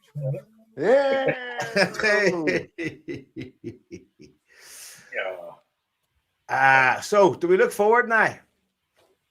What fucking other option have we got, Joe? Well, that's exactly. I'm just gathering consensus, Scott, to make sure it's all democratic. Well, that's kind of fucking Yeah, absolute mental. Do you know what? I'm actually delighted Oxley Chamberlain isn't in the European squad. I know. Because keep him fucking fresh. Aye, definitely. We need him. We need him badly. He's see if we didn't have him in the team, I would think we would be still big underdogs to win the league. And it's a pity about Iheanacho. He seems to have just been. I'm assuming there's been word said, I'm not staying. Something happened there, Marty. So what is the drill there? Well, I don't know. I'm assuming he's told him he's not staying, so they went, well, fuck that then. There's no point playing you, sort of thing. Nah, shoot, that doesn't make any sense. Because like cutting off your nose and spite your face, that doesn't it? You've got a whole big bunch of fucking loan players now. But nothing really makes sense because he's fit. So what the fuck, like? When is Callum Osman possibly due back? Somebody mentioned March before. Is that not they're all coming back towards the end of the season, but they won't be able to get match fit, so there's no point even fucking talking about them. That's quite something. It's the same with Carter Vickers. He's Norway, or Jada. You won't fucking see these until pre-season. Stupid, like see with the players we have now, they're the players we're going to have to rock with. So as Jason says, those players that you really, really need, you just hope don't get injured now. If you do, we're in fucking serious bother. Yeah, I mean, I think I know it's a European, but Engels going down has been a fucking big blow. And Engels is a guy that fucking already half the support don't fucking rate anyways. You know what I mean? He's got legs. He's got legs. He runs. Aye. He does. He's an engine, and he's good, decent fucking corners and things like that too. Is he the end of March? They're looking at. I think it's after the international week. We're saying, but he's fairly match fit. He's been playing. Yeah. He's going to come back. He should come straight back in. Aye. Yeah, you know what I mean. He shouldn't be like some of the other fucking cracks. But it has been a mad season for injuries, and all those injuries came around the same time. I know. Nancy was never going to do, but that and all said, it was a horrible run just at that kind of middle mark, of the first half of the season. So it's well, so the injuries overall took out some really key players, and also stifled the progress of someone like Osmond, who was fucking at that moment was really looking like he was coming on to something. Do you think as well? Do you think it was a master stroke with Emil taking Maeda off and bringing James on? Because I meant to mention James Forrest earlier on, Jason, when we were talking to it's fucking shocking that we're still relying on this guy. At this point of his life. But thank fuck he's there, because see when you see him, I watched him very closely. He was playing out the right, and the ball fucking stuck to him for about 10 minutes. Every time it came to him, he never gave it away. Yeah, he sucked the life out of Kilmarnock. He was keeping the ball for 5, 6, 7 seconds at a time when maybe they were trying to pressurize us in midfield. Like, that's the sort of shit football fans really don't ever notice, but it's so important at that level of the match. It was like 60, 70 minutes, and he was keeping it like high right, high up the pitch, nowhere near our defence, nowhere near the keeper. And if you make a mistake there, it's much more forgivable than it does 20 yards back. Mm-hmm. And that type of player is just so important. When you're in a sort of a mad league. He's definitely an old hand, and he's kind of know the guy you want to be starting games, but see bringing him on the last 20 minutes, you can count on him, and there's a chance he'll get you a goal as well.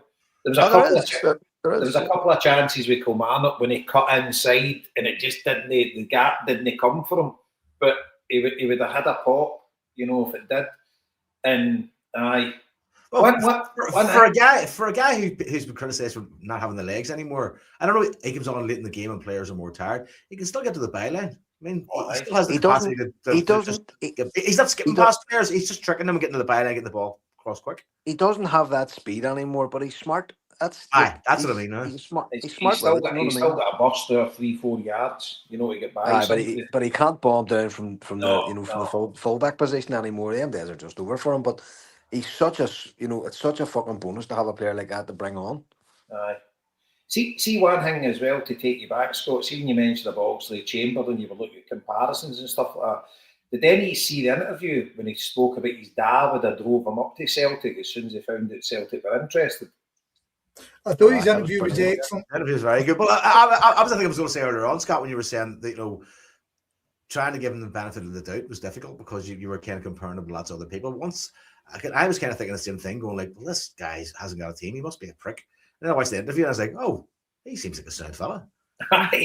see the bit when he mentioned about his dad, right? And he said about Celtic's massive and whatever. And like, you just get a feeling that this is his Indian summer because he must have thought, this is me. I'm going to end up with fucking no disrespect, Pat, but I'm going to end up with Sheffield United or something like that. And it's like at his stage in his career, he doesn't want to be playing fucking Wednesday, Sunday, Wednesday, Saturday, or whatever, in that championship. Because I don't think many Premiership, maybe they did come in from, I don't know, but I think they would come in from now, because the thing is, see, saying that, Jason, it's really hard to fathom. Like, we've seen so many fucking Premiership teams base so many shite players, and they're just full of money and they can do what they want. It is actually strange that none of the lower, like a West Ham or fucking even Everton or something like should that. have fucking bit the hand for him. I know he played with shite, but fucking hell. They could have definitely done worse. Maybe he didn't Oh. want to go to a club like that. Maybe he wanted a different experience. I suppose was a wee bit like Joe Hart done, and he says that Joe Hart had done He said Joe Hart, a lot of legwork on. And I said that before. Joe Hart is our fucking spokesperson, isn't he? He's just like, one phone call to him and he'd be like, get yourself up there. Then he gets up, he's a Green Brigade band. He's like, where's this fucking atmosphere? But the other thing, Jason, is the fuck. It just popped in my head there. What the fuck was I going to say? I'm getting fucking out. No, the other thing was too is the Martin O'Neill factor. That O'Neill came out really publicly, quickly, as soon as we were linked, and said, "Yes, he is a player I want." And that, if you're a player listening to that, going, "Fuck, does he?" This man who's, really famous man wants me. So it must have made a bit of a difference for him. That part of it made a bit of a difference for it too. And I think as well, right? Maybe me fucking green tinted specs, but see a guy like him. He's fucking obviously loaded, right? He's made fucking multi-millions out of his career. And his career was going nowhere. And he's got a chance to come to a massive football club and win things and have the adulation. And, see, you look at Arajo. Arajo's went to arguably the biggest league in the world with Bournemouth. It's kind of no work to it, but he's played a couple of games and whatever. And he's come up here and he's scored that goal and he's dived into the crowd. And he's like, he must be saying, I fucking died and went to heaven here. This is, you don't get that experience with other football clubs. There is fucking, although we are ran by a gang of fucking degenerate fuckwits, but there is something about Celtic Football Club that's magical. It's the fucking fans. Oh, 100%. It is. But that Arajo, he's been brilliant, right? And I want to keep him. If there's is there an option to sign him? There's no option, but you would have thought that there'd be a chance to keep ban him. Come to an agreement, right? And if a club sends a player on loan, it's for two reasons: it's to get them to fuck. You know what I mean? It's to put them in the shop window to get them out, or it's to get them fit to come back. You know what I mean? There's really no other reason. Why else would you put somebody else out on loan? Or maybe you're struggling financially and you need to lose a wage or something, maybe. But they're really generally the two reasons why. So he's not unfit, so they're clearly looking to move him on. So you would like to think there will be a chance he would come back. And it's like, mere days like that, if God willing, fucking the board fucking see sense and get Green Brigade back in soon, Whether that will happen, Scott, obviously we can go into, I don't know if you want to talk about the collective meeting and that in a wee bit, but if the club can get their fucking heat out their arse and get the Green Brigade back into the stadium and get Celtic Park fucking rocking for this run into to try and win the league. And if these guys are part of us winning the league, the celebrations they'll be in the midst of will be fucking incredible, you know. Yep. And it's what a way to sell a club, you know. Yep. Absolutely. Seems like an actual a character as well. He's a fucking geezer. I mean, did you see? I'm not sure if it was. I didn't expect him to have an American accent though. I thought he was actually like 100%. You know, Mexican. He was Mexican. No, he's from LA. But I think that makes it. I think that's better as well because he's the immigrant, isn't he? And he's proud to be did you not Mexican. see? That's what I was going to say. I don't know if it was AI, but I saw a picture of his back tattoo. Oh, his tattoos, aye. Aye. It says "Son of Immigrants" on his back. Aye. Oh, it's fucking. He's definitely been in a gang at some point as well, hasn't he? He's fucking. The best photograph of him for the weekend was him running past the keeper. The keeper was the referee. The ref, aye. Oh. No, the best photo was him cuddling the guys in the stand. Do you know? Do you see the boys story next to him? They were like, I don't know if we should be cuddling him or not. You know, he's gritting the aim. Fucking, he's getting the I want to see if your man that was holding the kid has a fucking selfie or something like that there on his phone. He was fucking with the kid. Brilliant, man. It's one of the best things I've ever seen at a Celtic game. See shit like that. See, like saying, "Oh, it's fucking. They shouldn't go in the park and all that." Fucking get ever doing. I love it. See that. That is what it's all about. See, on none of your fucking cunts out with iPads and shit like that. When you see that English Premiership when somebody scores a goal, just a full stand going absolutely fucking tonto and fucking loads on the park. I'm like, this is, and the thing is, you're not damaging any park. You're no fucking day. That's plastic pitch. Aye, just. Brilliant. I loved it. It was just so natural. And the thing is, as well, me and Ellie were fucking, obviously Ellie as well. He's all seen Ellie on the Sky Sports. Just gonna say that. She looked very stressed. Aye. Oh, that was 88 minutes. She was on the thing. Aye. Oh, she was well stressed. But anyway, we're just behind that bit with the disabled folk. No, it's a wee corrugated roof. There's fucking loads on the roof, jump on the roof, and you're like, saw fucking some wee John or that in the wheelchair, they're fucking crashing through that roof and tapping. You're like, oh Jesus. Oh man. John, I met John in the way out, and I'm like, he was fucking graphic. He's like, Jason, and I'm like, fucking, and I knew he was in there, and I'm saying, fucking, please don't collapse. You know, all of that, and it looks flimsy as fuck. They would jump on it.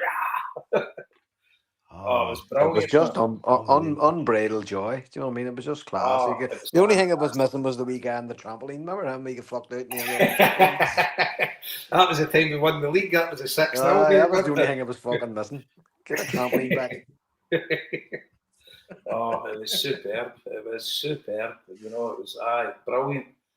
And just one of the great Celtic days. And it's one of the, you know, see if you could write the script for any game, you would write that script, but see the pressure you get through, you know, because you don't enjoy fucking 96 minutes of it.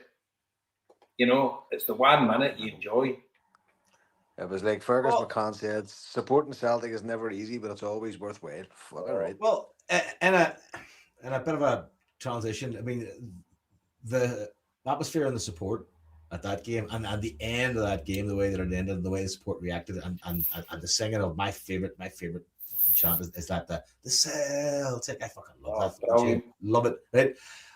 It's undeniable that the fans are an asset to the players and the team. You seen McGregor at the end with the I'm not going anywhere. We're not going anywhere. Fucking like the passion. So that would lead me to believe that like a logical thinking man who wants to see this club do well, wants to see this team thrive going forward for this title run-in, would logically think the Green Brigade should be back in the stadium to provide exactly what we've seen there at the weekend. That passion, that energy, that support that lifts the players. It gives them the reason in the moment to fucking dig in. Yep. But yet logic. And Celtic fucking. Well, it's not even logic. It's fucking. It's care and respect for the team and the players. You know what I mean, it's fucking. It's your duty and your obligation to do the best you possibly can for the team that's on the park. It's the only fucking reason we're here. But those in charge at Celtic don't do the best for Celtic. It's been proven time and time again. So where do we go for here? Well, that's what we're kind of going to try and talk about. Scott, have you got some time to talk about the collective? Or can we talk about this? The sort of aye, we can fucking today. Let's go to town and so to put some context on it, right? So we obviously know when the collective started. We know why it started. Due to the actions of those who support and who the collective represent, we managed to get a meeting with the club back in October. Now, well documented now. A lot of people went into that meeting expecting. A lot of people went into that meeting not expecting. People who have kind of clashed heads with Celtic a million times. But there was a whole load of fresh faces. There was a whole load of people getting in for the first time, thinking that there was an honest meeting going to happen, and there was going to be a bit of respect, and there was no respect shown. The people in the club that day kind of spoke down to people, treated them like idiots, refused to take any blame, basically any blame for anything that happened in the previous weeks or the previous seasons. They refused to accept any failures of the club, to the point that people, the representatives in the collective that day, a load of them were saying, what's the fucking point in being here halfway through the meeting? So we know that a big thing that came out of that day was that Michael Nicholson spoke about his own engagement with the fans and spoke about how he really needs to improve on that, right? And so the collective released their minutes. They released their own minutes. They made their own minutes a lot more sympathetic. So how did they react to that promise of more communication? Well, they didn't. They fucking just told lies. They stood in a room. They told the people, the collective, that there were actions. We'll take that away. We'll look at that. We'll take that away. We'll look at that. Now the guys who'd been there before, they went, bullshit. We get the same pattern, but you're still kind of. So anyway, we know all that, everything that. So things have got worse. The Rodgers had left the club after that. I think the signings had already finished. We ended up bringing Martin in. Martin brought it back. We bring in Nancy. Then you've got the Peter Law leaving the club, having a dig at fucking supporters, and we've got the Green Brigade band. So all this. So this is me just summarising, right? Now, at the last collective meeting in Gracies, the decision was being made to boycott, right? It was in the room that day, it was a majority to boycott the game. Nobody wanted to boycott. I include myself. Nobody wants to boycott. The GB are still in the out. We didn't want, and we boycotted, right? The attendance was still 24,000, I think. There's official what they're saying. I don't know if that includes hanging. Before we kind of crack on to it, I felt those who went to the game and amazingly in protest to the protests missed the fucking point. I felt they missed the point. The boycott was an opportunity. They keep talking about unity. This word unity is used constantly. At the Falkirk game, a good percentage of the stadium stood up and sang against the board. If you stand up, you hate the board. And the next step was for everybody to suck it up, to join the boycott. That, in my opinion, to join the boycott, take the hit bought a ticket to it, and show everybody that if we come together, we're a fucking amazing force. That's what the boycott was about. The boycott wasn't about denying them money. It wasn't to try and squeeze out the board that day. It was about showing unity, that what we could be. And I felt those people. I was up at the Grun just having a gander, looking at the demographic, right? And there was definitely the demographic, a lot older people, where we younger people, right? So I do get it.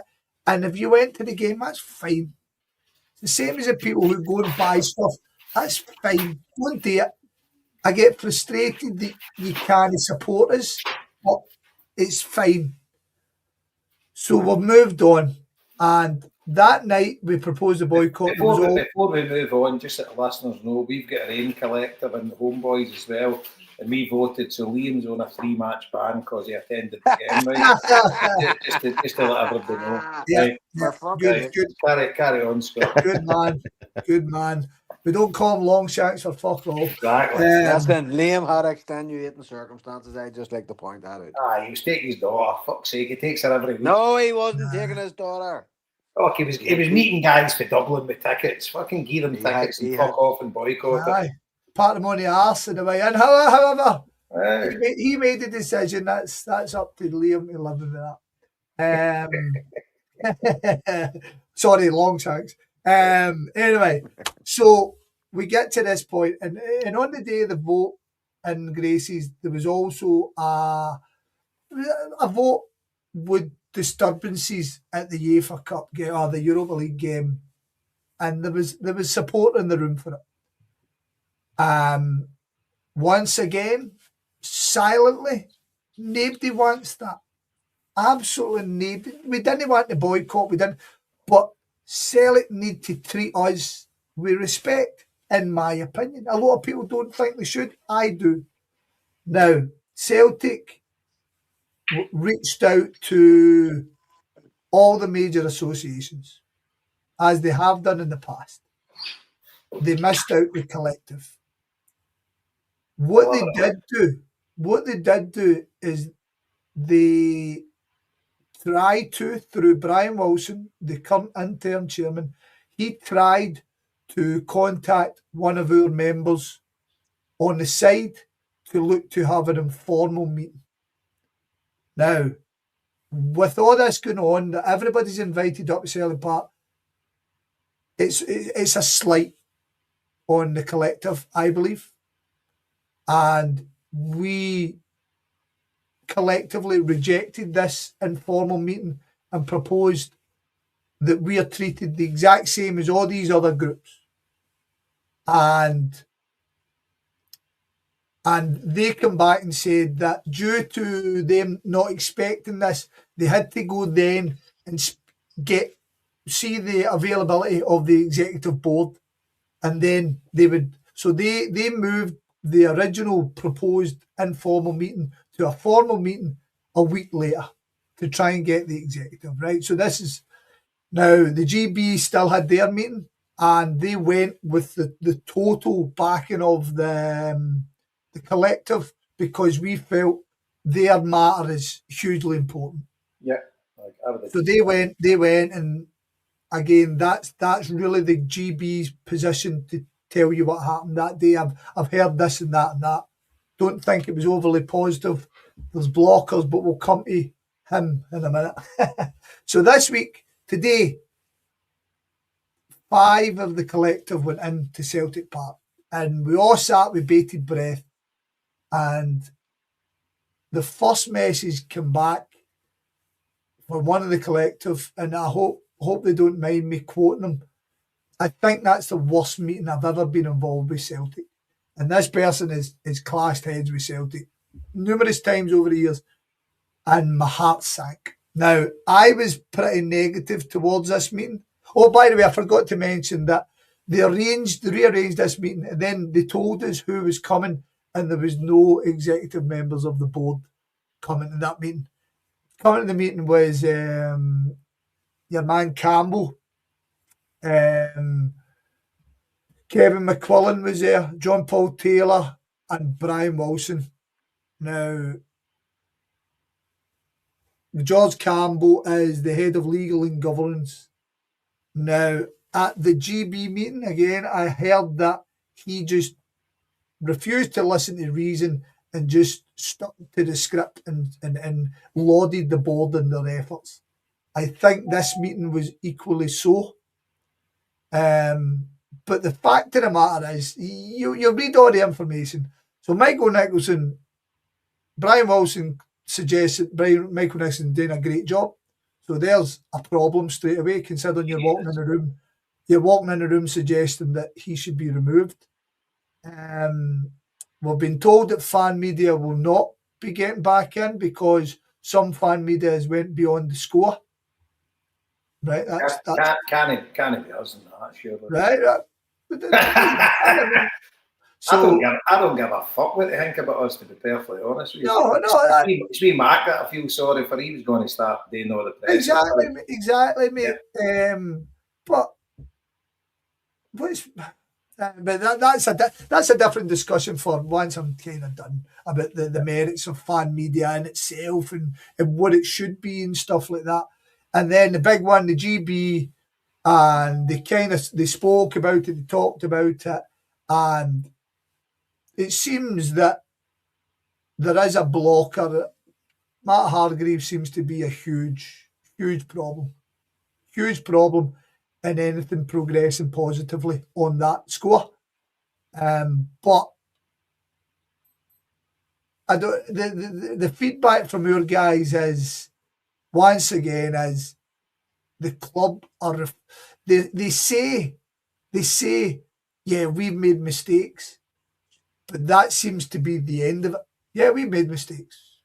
They refuse to tell us how they're going to rectify them. They don't tell us how they're going to. They don't tell us how they're going to improve. They throw out wee tidbits that are based on nothing. When challenged on the stuff that they said they would go away and look at, they were incredulous in their fucking what you talking about. So basically, what was spoken about that last meeting was flung in the same cabinet as all the other CVs that Peter Law used to have, never to be seen ever again. So these meetings, they're basically having meetings so they can say they're having meetings. There is no intention to give anything here. And the people in the room, as suspected the first time, are useless. They're all sitting there with their nice wee jobs, but they're useless because only one man is making decisions at our club. And I find that, we already knew that, and it depresses me and it frustrates me. And I found myself a wee bit more depressed and a wee bit more frustrated. The next step, so we had a wee get together to talk about what happened, and then in total excellent fairness to my collective members, they had a meeting with the signatories, a Zoom call tonight, and told them everything that happened, and took questions from everybody about where we moved forward. I was in the meeting for a wee bit before I jumped back on here, and I take my hat off to those who hosted and those who answered questions and stuff like that. But I don't know where we go. I don't know. That's absolutely thoroughly depressing, Scott. I don't know where we go because, see, to be honest, we were talking about it. I keep hearing podcasts. I put my hand up. I listen to loads of podcasts and I talk to people, getting people's opinions, and I'm not a shut book on things with regards to how we're going forward. I felt this time they had to give something, because of what's on the horizon. But see, getting the GB back in, this is my personal opinion. This is not the collective. This is I don't think it's going to make a massive difference. Because the negativity around guys like me and lots of people and the boys and the GB, I mean, they might get back in. They're not going to become happy clappers as soon as they walk in the door. I mean, but what do you mean? What do you mean you don't think it'll make a difference? Right? I don't. Well, are the GB in the stadium now? No, I'm saying Are they in the stadium now, Jason? No, but no, of course they're no. I'm no fucking stupid. But what no, they are in the stadium. Oh, aye, they're at the games, aye. They're at the games. We're all they're at the games. Aye, and, of course. And they're singing. If the GB come back tomorrow night, I wouldn't be surprised if the GB, right? And I'm not criticising them here. I wouldn't be surprised if the first thing the GB do is a big tifo that says F the board or F UEFA, try and get us a fine. Right? And I'm not against that.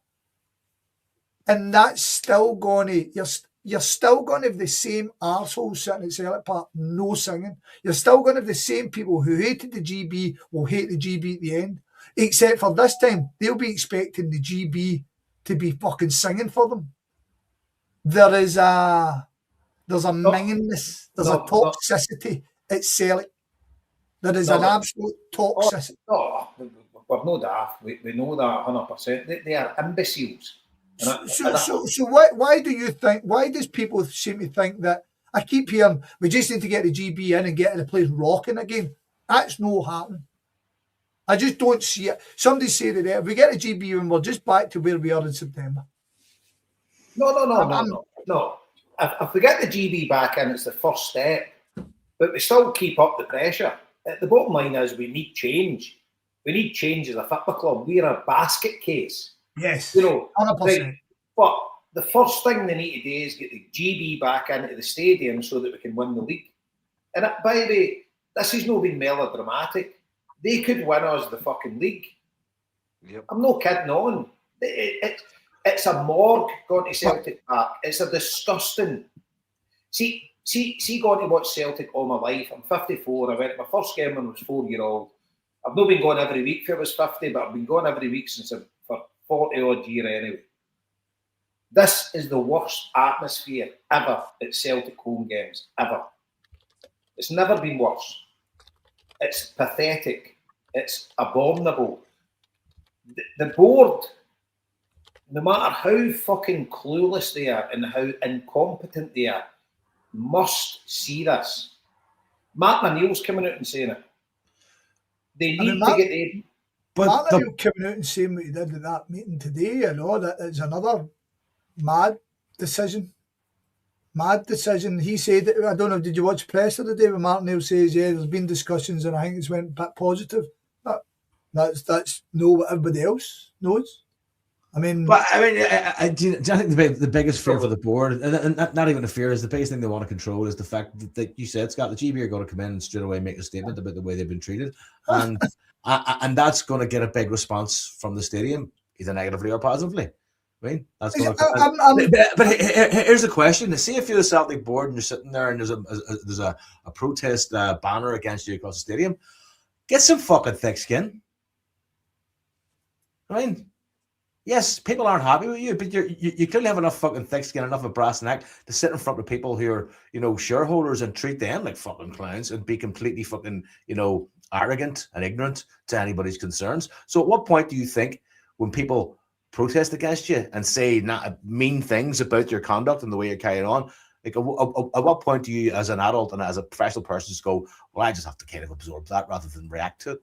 You know what I mean? Rather than respond to it in some sort of way, assertive way.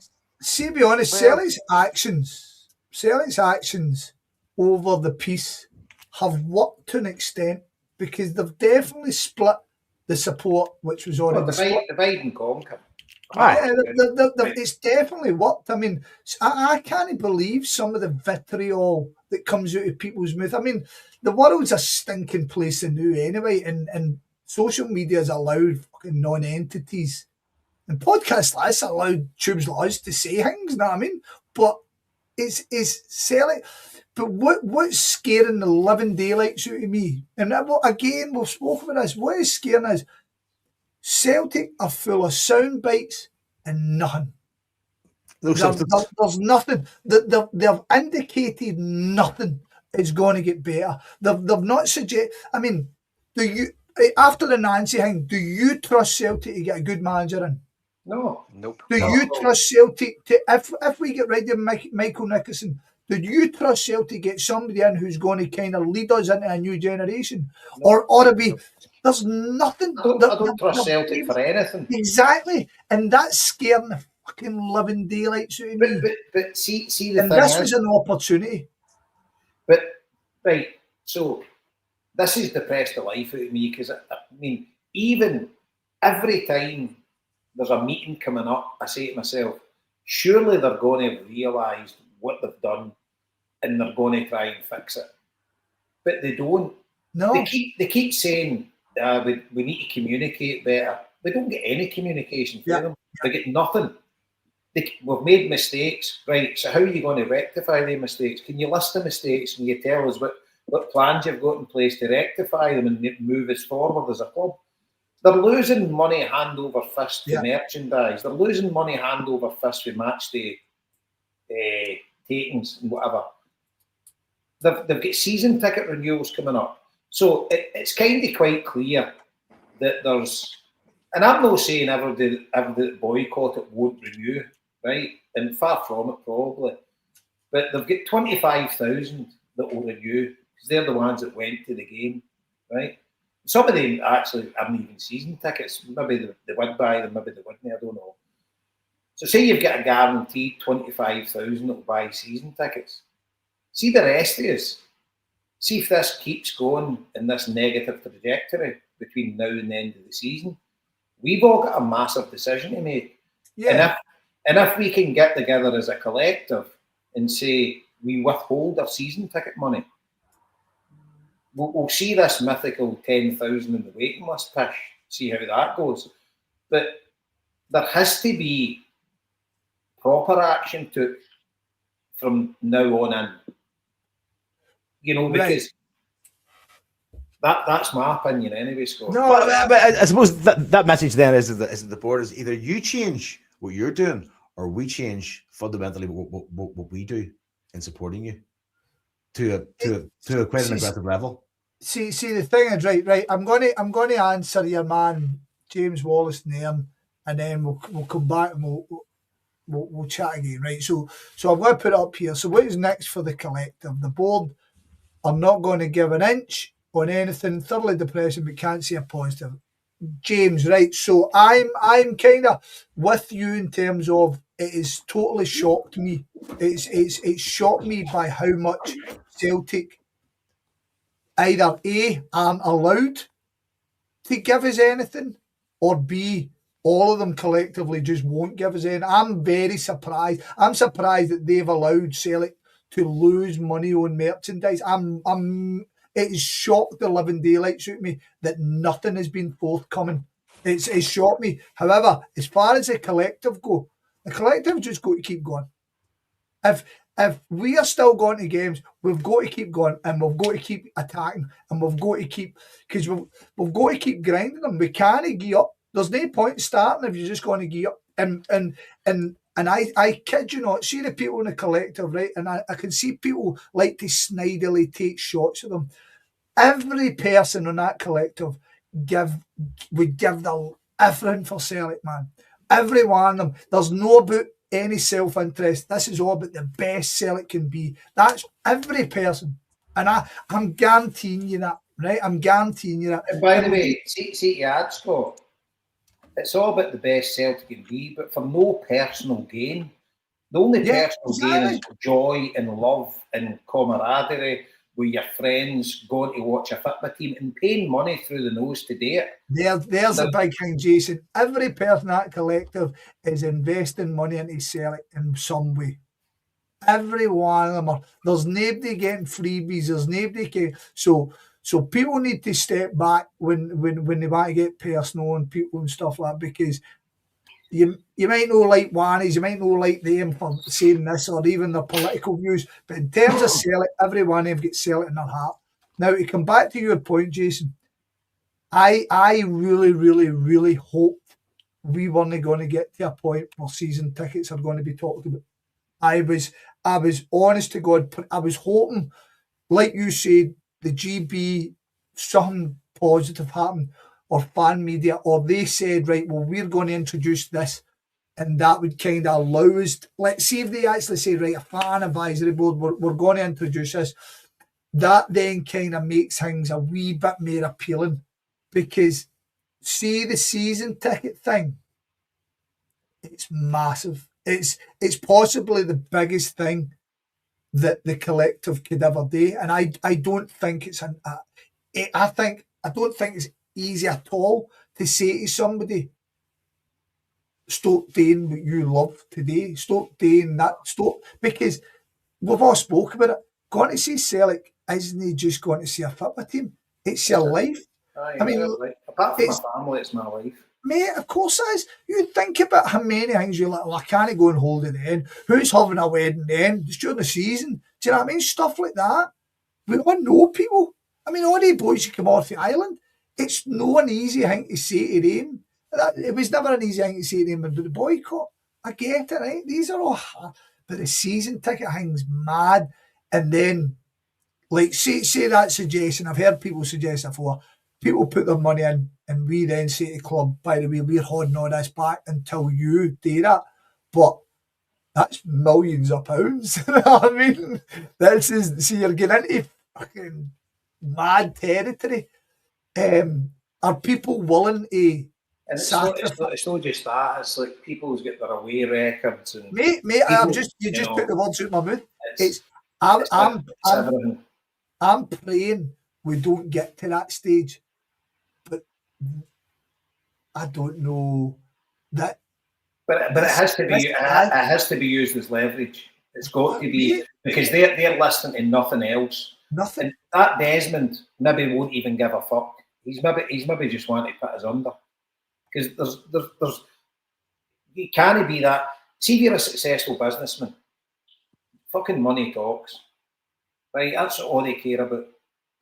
They'll shaft their granny to make a buck. And it's all they care about. But we're starving them of cash at the minute, and they don't care. What the fuck? Aye. This guy Hargreaves, who the fuck is he? A guy that fucking employed a couple of years ago or whatever, an ex-policeman that's now fucking calling the shots that's making Celtic Park a morgue. Yeah. What the fuck? I hear folks saying he's a Celtic supporter. I don't give a fuck. Yeah. I'm a Celtic supporter. It's honestly, mate, it's getting to the point that, I mean, I've spoke to many, right? And I'm talking about guys that go every week, that I go every week with to the games, and we're all at breaking point. We're all actually on the verge of wrapping it, and it would kill me, but I would do it. And do you know what? I would do it for the good of Celtic, because I think the club would get better. Because something's got to happen. This cannot go on. I text the boys for the Green Brigade all the time. Any news, no news. Fucking, you can't put into words the disdain I've got for the people that run our football club. It's fucking criminal. And by the way, see another thing. See if we were to bomb and chuck the league, watch the collective growing, because it shows you the amount of arseholes that follow our football club. And I've said it for years. The only way the Celtic Trust got popular was when Celtic were shite. Yeah. The only way the collective will grow and evolve is if Celtic are shite.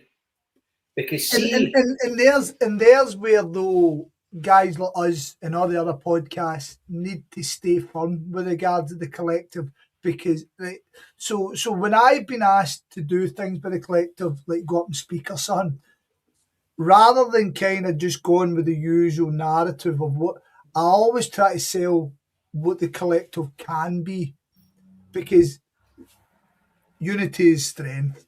God's sake, we all know this. And if we could get together in such a big way what a force we can be, and we can look after each other, and we can make Celtic better, and we can hold people account. Unfortunately, right now, the only thing I can see getting any impact now from what we've tried and what we've seen and what we've done, and Marty can maybe touch on this, is see if we see the share price dropping. I think that's the only day that things will move. And I don't know how that drops. Is it losing games? Is it getting more fines? Is it? Because see if it is, we should be trying to get more fines every weekend. Because that's the one thing to me, because you're costing him money. You're costing him money. Because see right now, the shares bouncing and it's stayed up there for whatever reason. And his 35 million is worth potentially 120 million. And that's peanuts to him, innit? Really. Aye, so that's 35 grand or whatever, 350 grand that we're losing on a match day or whatever is the drop in the ocean to him. Yeah. But how can somebody like him hate us so much? That's what gets me. I mean, I know these guys live in a different world for us, right? They operate in different circles. But surely he must know a couple of normal Celtic fans. Aye. Want to get a rap there, but Marty, go nip down there and poke him in the side, man. Surely he's got a couple of guys in his phone book that are just normal punters that he's met over the years and he's took a shine to. And he maybe asks them a couple of things. It's fucking incredible. I mean, see when guys go to fucking Rod Stewart and stuff like that, fuck off. Fucking, do you know what I mean? Just fuck off. Right? I mean, it's fucking incredible. But we've got so many arseholes at Foley's that they're lemmings. And we stuck with the same with the old board. See with the Sack the Board campaign, they wouldn't do anything against Celtic because it's Celtic, and it's like the royal family with the old board. That those guys had the divine right to rule over us. Fuck off. Do you know what I mean? It's like it just makes you sick. And I wasn't Fergus's biggest fan, but he left the club to run itself, and obviously it didn't work out right. And we've now came to this. But see, the thing is, we're still on paper a successful football club domestically. But we can all see we're an absolute basket case. But I mean, seeing Fergus, at least Fergus was a clear communicator. At least he told you it was exactly. You knew what you were getting. Like, it was no balance. Like, it was none of this fucking like, here, I'll talk to you next week again. See if Dermot Desmond was the same as him that just came out and tell us straight, no, this is the way it's going to be. Aye. Get on board or get off. Aye. And that's it. You get respect for the guy then. You definitely feel, right? And I think it's now, we're being punished, aren't we? For kind of... Aye, it's like being treated like fucking serfs, for fuck's sake. We're being punished. But the thing is as well, we all fucking, I'm going, you go to the game tomorrow night and you're fucking buzzing, you're jumping about and it's like, it's that day 11 guys on the park mean everything and you want them to win, right? But there's an ever expanding gap in my soul over this. I mean, in my heart over this. Like, as much enjoyment as you get out of a game, say at the weekend, like a last minute winner, there's a widening hole in my fucking sort of belief and expectation and fucking passion for the structure of the club, that it just fucking keeps on fucking nagging at me like a sore tooth, just going like, that was great and all, but there's still this fucking unbelievable shit show going on the side. It's a distraction. So it's a distraction, for content creators and the media. It's a distraction for us emotionally. It's a distraction for us, in our friend groups. You know what I mean? To bring it back to the GB, right? So you got to put the GB thing in context as well. That we were told that the reason this thing at Falkirk happened was, well, they basically set up the GB to fail, didn't they? And then this situation that happened again, the one that people want to kind of criticise him or the GB about because they don't self-police. Frank McAvaney was embarrassing himself on his show about it just recently as well. Another arsehole. Right? So you've got this, and the GB were told that this was used to break the collective because the GB were seen to be a huge part of it. Now, the GB's reaction to it and the collective's reaction to it, I think, has been excellent, and it's very much what I think we're all kind of about. Always about the supporters, all about the people, look after ourselves. And then they went for the fan media. But the GB thing, to be stumbling at this Hargreaves. Now, Hargreaves claims he was threatened at the AGM, right? And I've heard one side of it. I've not heard his side of it, right? But I've heard one side. And for a cop at that level to claim that as a threat, then fucking the world's gone. Yeah, But, to put everybody in the picture, it was a statement that was made to him. Yeah. It wasn't a threat. Yeah, exactly. So I mean, it's not our place to say what it was, right? So I apologise for being vague. I hate when people do that. However, that's what it is. But it's quite an odd stumbling block in it. But what the GB matter does, it still muddies the water, doesn't it? It still does, because as somebody says, the GB get back in, we're basically back to September with all the same problems, all the same concerns. I mean, the only thing that's happened is Peter Law's left. And Peter Law left fucking sticking the fingers up. So Well, then, is that what they're thinking? Then you think just going like, well, we can let them back in, but they're still going to fucking hate us. So fuck it.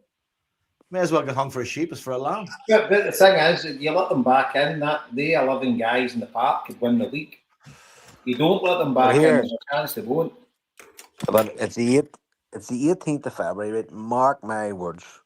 If we don't win the league, the club will blame the fans. Set your fucking clock to it now, put the kettle on. There'll be a statement at the end of the year saying that the fucking unprecedented disruption created by the fans had a negative impact on the team this year. Blah, blah, blah. And I'm telling you that now, it's February. Thank God, I hope, fingers crossed, it doesn't happen. But you can fucking set your clock by these cunts. I don't argue with that in the slightest. I mean, I think they're already blaming us. Accountability is like a fucking virus to these people. There's nothing being offered. There's nothing at all. They keep saying, we're going in circles here, but they keep saying, aye, we kind of made an ass of this, but we made an app. Guys like you, Joe, fucking downloaded it, you Snyder. Yeah. Just wanted to see what it was like. I was hoping it was shit. Wait till they start charging Joe the Patreon. Joe's €10 a month.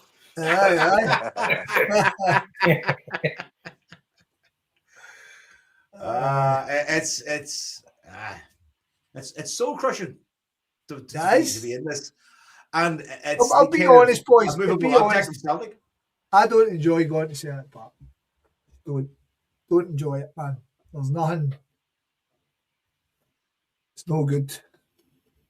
And I hate giving either one of the two rotters any credit, but see Ibrox against Hearts, that fucking atmosphere was buzzing, man. And you think they came to Celtic Park and fucking outsang us. They're funding tifos for their ultras and everything. Yeah. You know, it's like, you just say to yourself, what planet are we living on here? Yeah. You know, fucking, you go to Italy and the fucking ultras are fucking having meetings with the team, you know, dragging them out, they're saying, you need to go and meet them, you know, and we're fucking sitting there. Somebody made a statement to some dick that's fucking got a fucking job 2 years ago at Celtic. I don't get them all banned. Remember McGeady was talking about Moscow. He says the ultras turned up for the training and one of them had a gun. Aye. You forget about that, didn't you? You forget.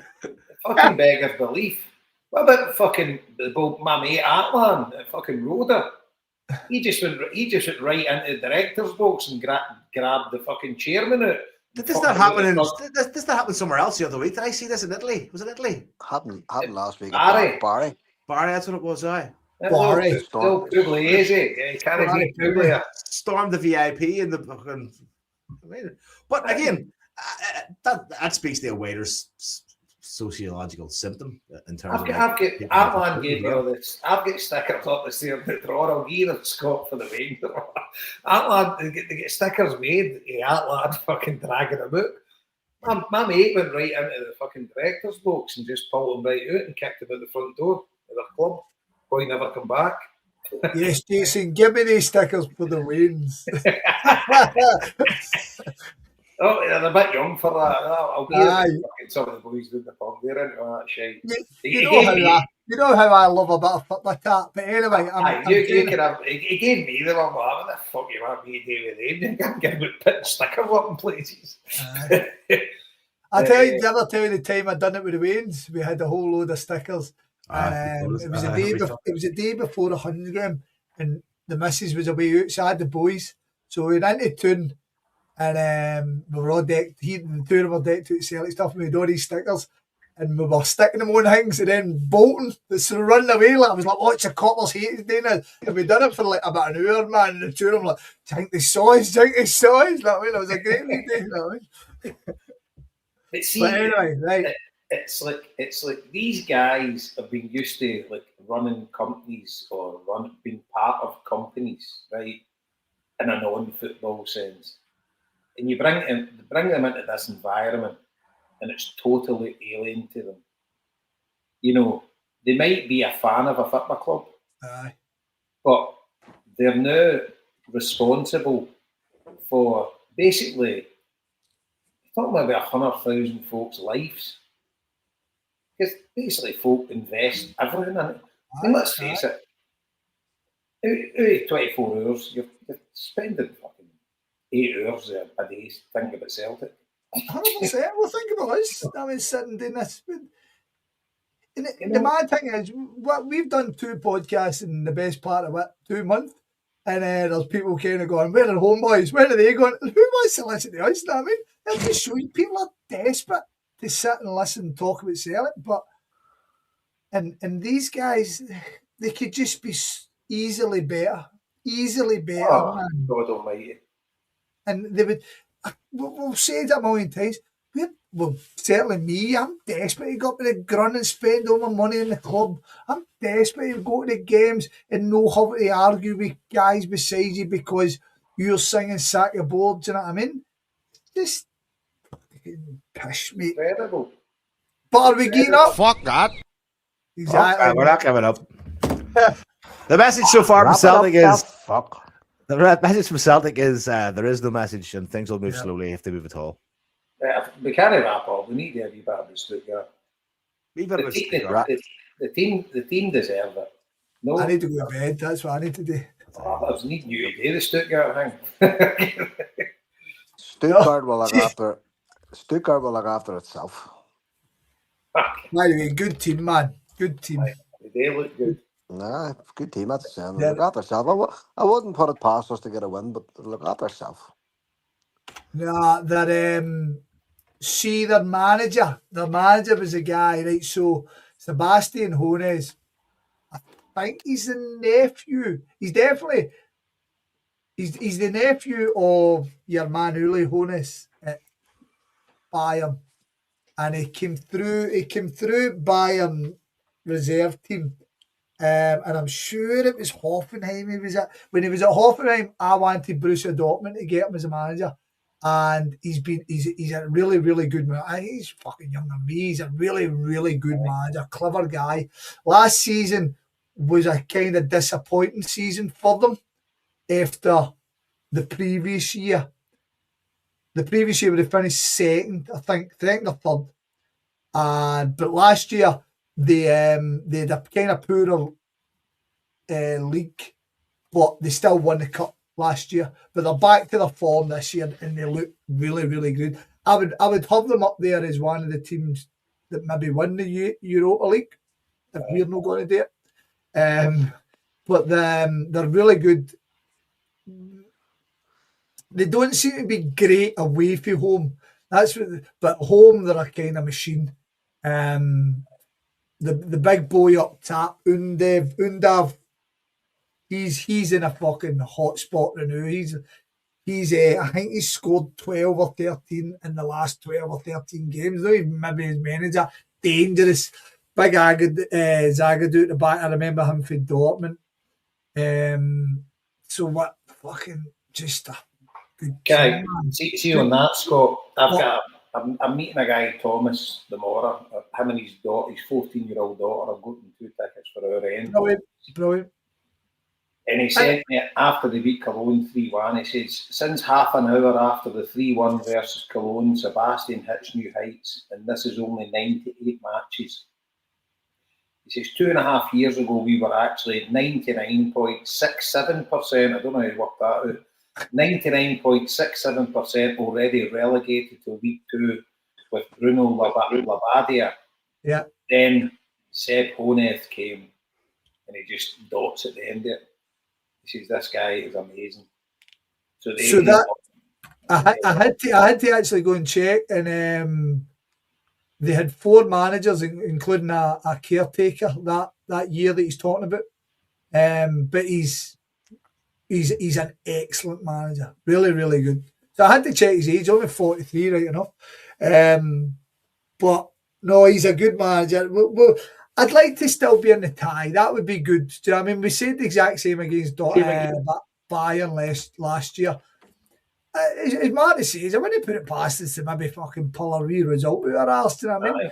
But I think we should be getting into it.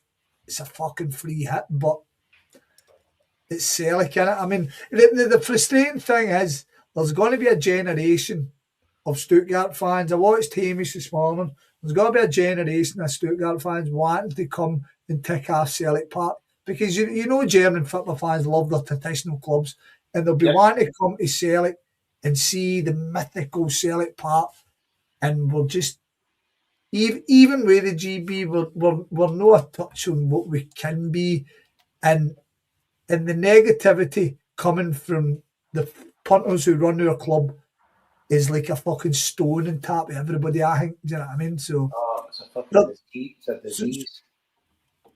So I don't know. Hey, hopefully we get a wee result, and hopefully there's a decent atmosphere. But Thomas, he was at the game in 2003. So it's my big mate Benji.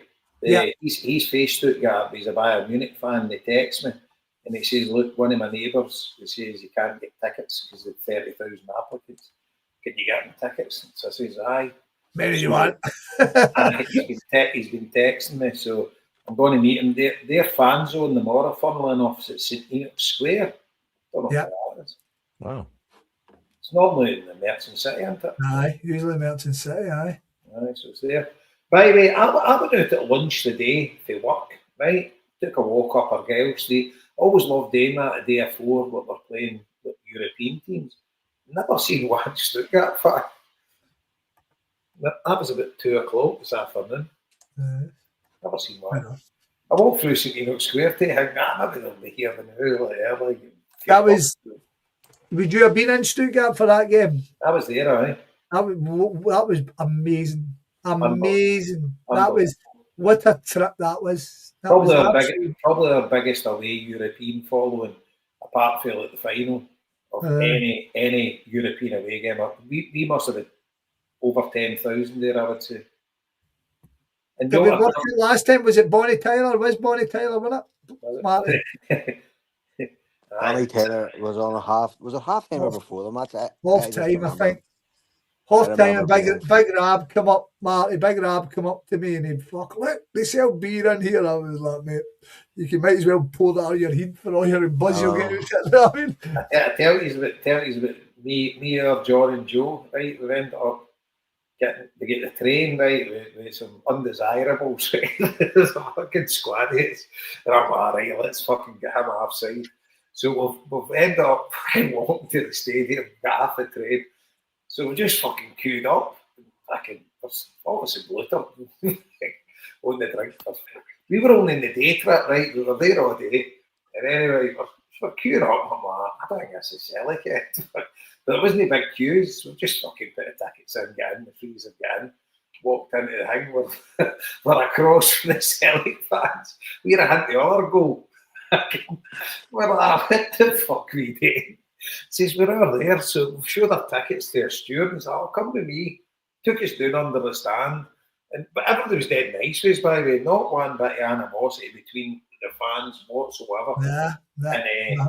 Took it, and I said that to Thomas. He says, is it okay to wear Stuttgart colours in the Celtic end? I says, well, I'd keep them covered, but he says, you're probably fine. And he says, because we don't have hooligans and that, he says, we've got a big ultra group, but he says, friendly, he says, and lots of us love Celtic. He says, it's not going to be like, I think it was Liam or something, or Mick said to me, he says, you mind Scots, mate, fucking Belgium, you need watch. But the guy's got his 14-year-old daughter with him, so I don't think he's got to be causing much chaos. But, if he sends you a picture with me a big England flag, tell him. He actually sent me a big thing because he went to the game at Ibrox. They played the Hunts a few years ago, and he says he met a guy, and he says he was very friendly, and he took us a tour and all that. And he says, "Is it okay if he comes with me?" I'm like, "What are you talking about here?" I says, "I'm going to quit." And he started laughing. He says, "I'm only kidding you on." He says, "You think us Germans don't have a sense of humour?" But so when we were in Stuttgart, the guy frog marched us right through under the stands. There was like a door that he could take us that wasn't in like where the pie queues were and stuff like that. Took us this corridor all the way right through, right to Celtic, and says, shook our hand, says, goodbye, enjoy the game. Okay. The next thing you're in the Celtic end. Before you know it, I'm up on the fence at the front. I can hear it loudly. So, holding out for a hero. What a trip, man. But it was class. And they've got a new stadium now, haven't they? It's in the same site, but they rebuilt it, didn't they? No, they never, right. I am not saying this with 100% authority. Right. But I don't think they rebuilt it. I think what they done was they rebuilt it inside the stadium. They rejigged it so they get rid of the running part. Because it was massive. They didn't need but obviously they built one side at a time or whatever, I don't know. But it's in the same site, but it's just like a new kind of stadium that was kind of rebuilt. Because it was big running track and big it was massive, the stadium. The Gottlieb Daimler. That's right. Do you know what he said to me as well? He says, what's your favourite type of German car? I'm like, I don't like cars. Well, there you go. Sorry, Jason. Just as you say, right, because I knew they lowered the pitch so they could kind of, but they totally demolished the two areas behind the behind the goals and brought them in. So there was no, I knew they'd done something. So it cost them 80 million to do that. Aye, fair play to him. It's a crack stadium. So what he said to me was he messaged me the other day. He's like, Jason, what's your favourite type? Because now Stuttgart's the home of, I think it's Mercedes, BMW. They've got, it's all the car garages are all there. So anyway, he says, what's your favourite type of German car? I says, look mate, I'm not really into cars. I says, I'm into Celtic. That's it. I says, I drive a white car. I says, I couldn't even tell you the make it. And he's like, oh, I had a present for you, a Mercedes t-shirt. I says, look, mate, just bring the weather with you. I don't want any presents. I've got visions of me going to meet him tomorrow at 5 o'clock and won the tickets there, and he's wanting me bags of gear. I'm like, I don't fucking want any, mate. Right, I'm boosted. I gotta go too. I hope your team wins tomorrow, man. Good night, God bless. Let's hope for a good performance with some sunshine. Nice one, man. I'll speak to you soon. Yeah, fellas. Hail.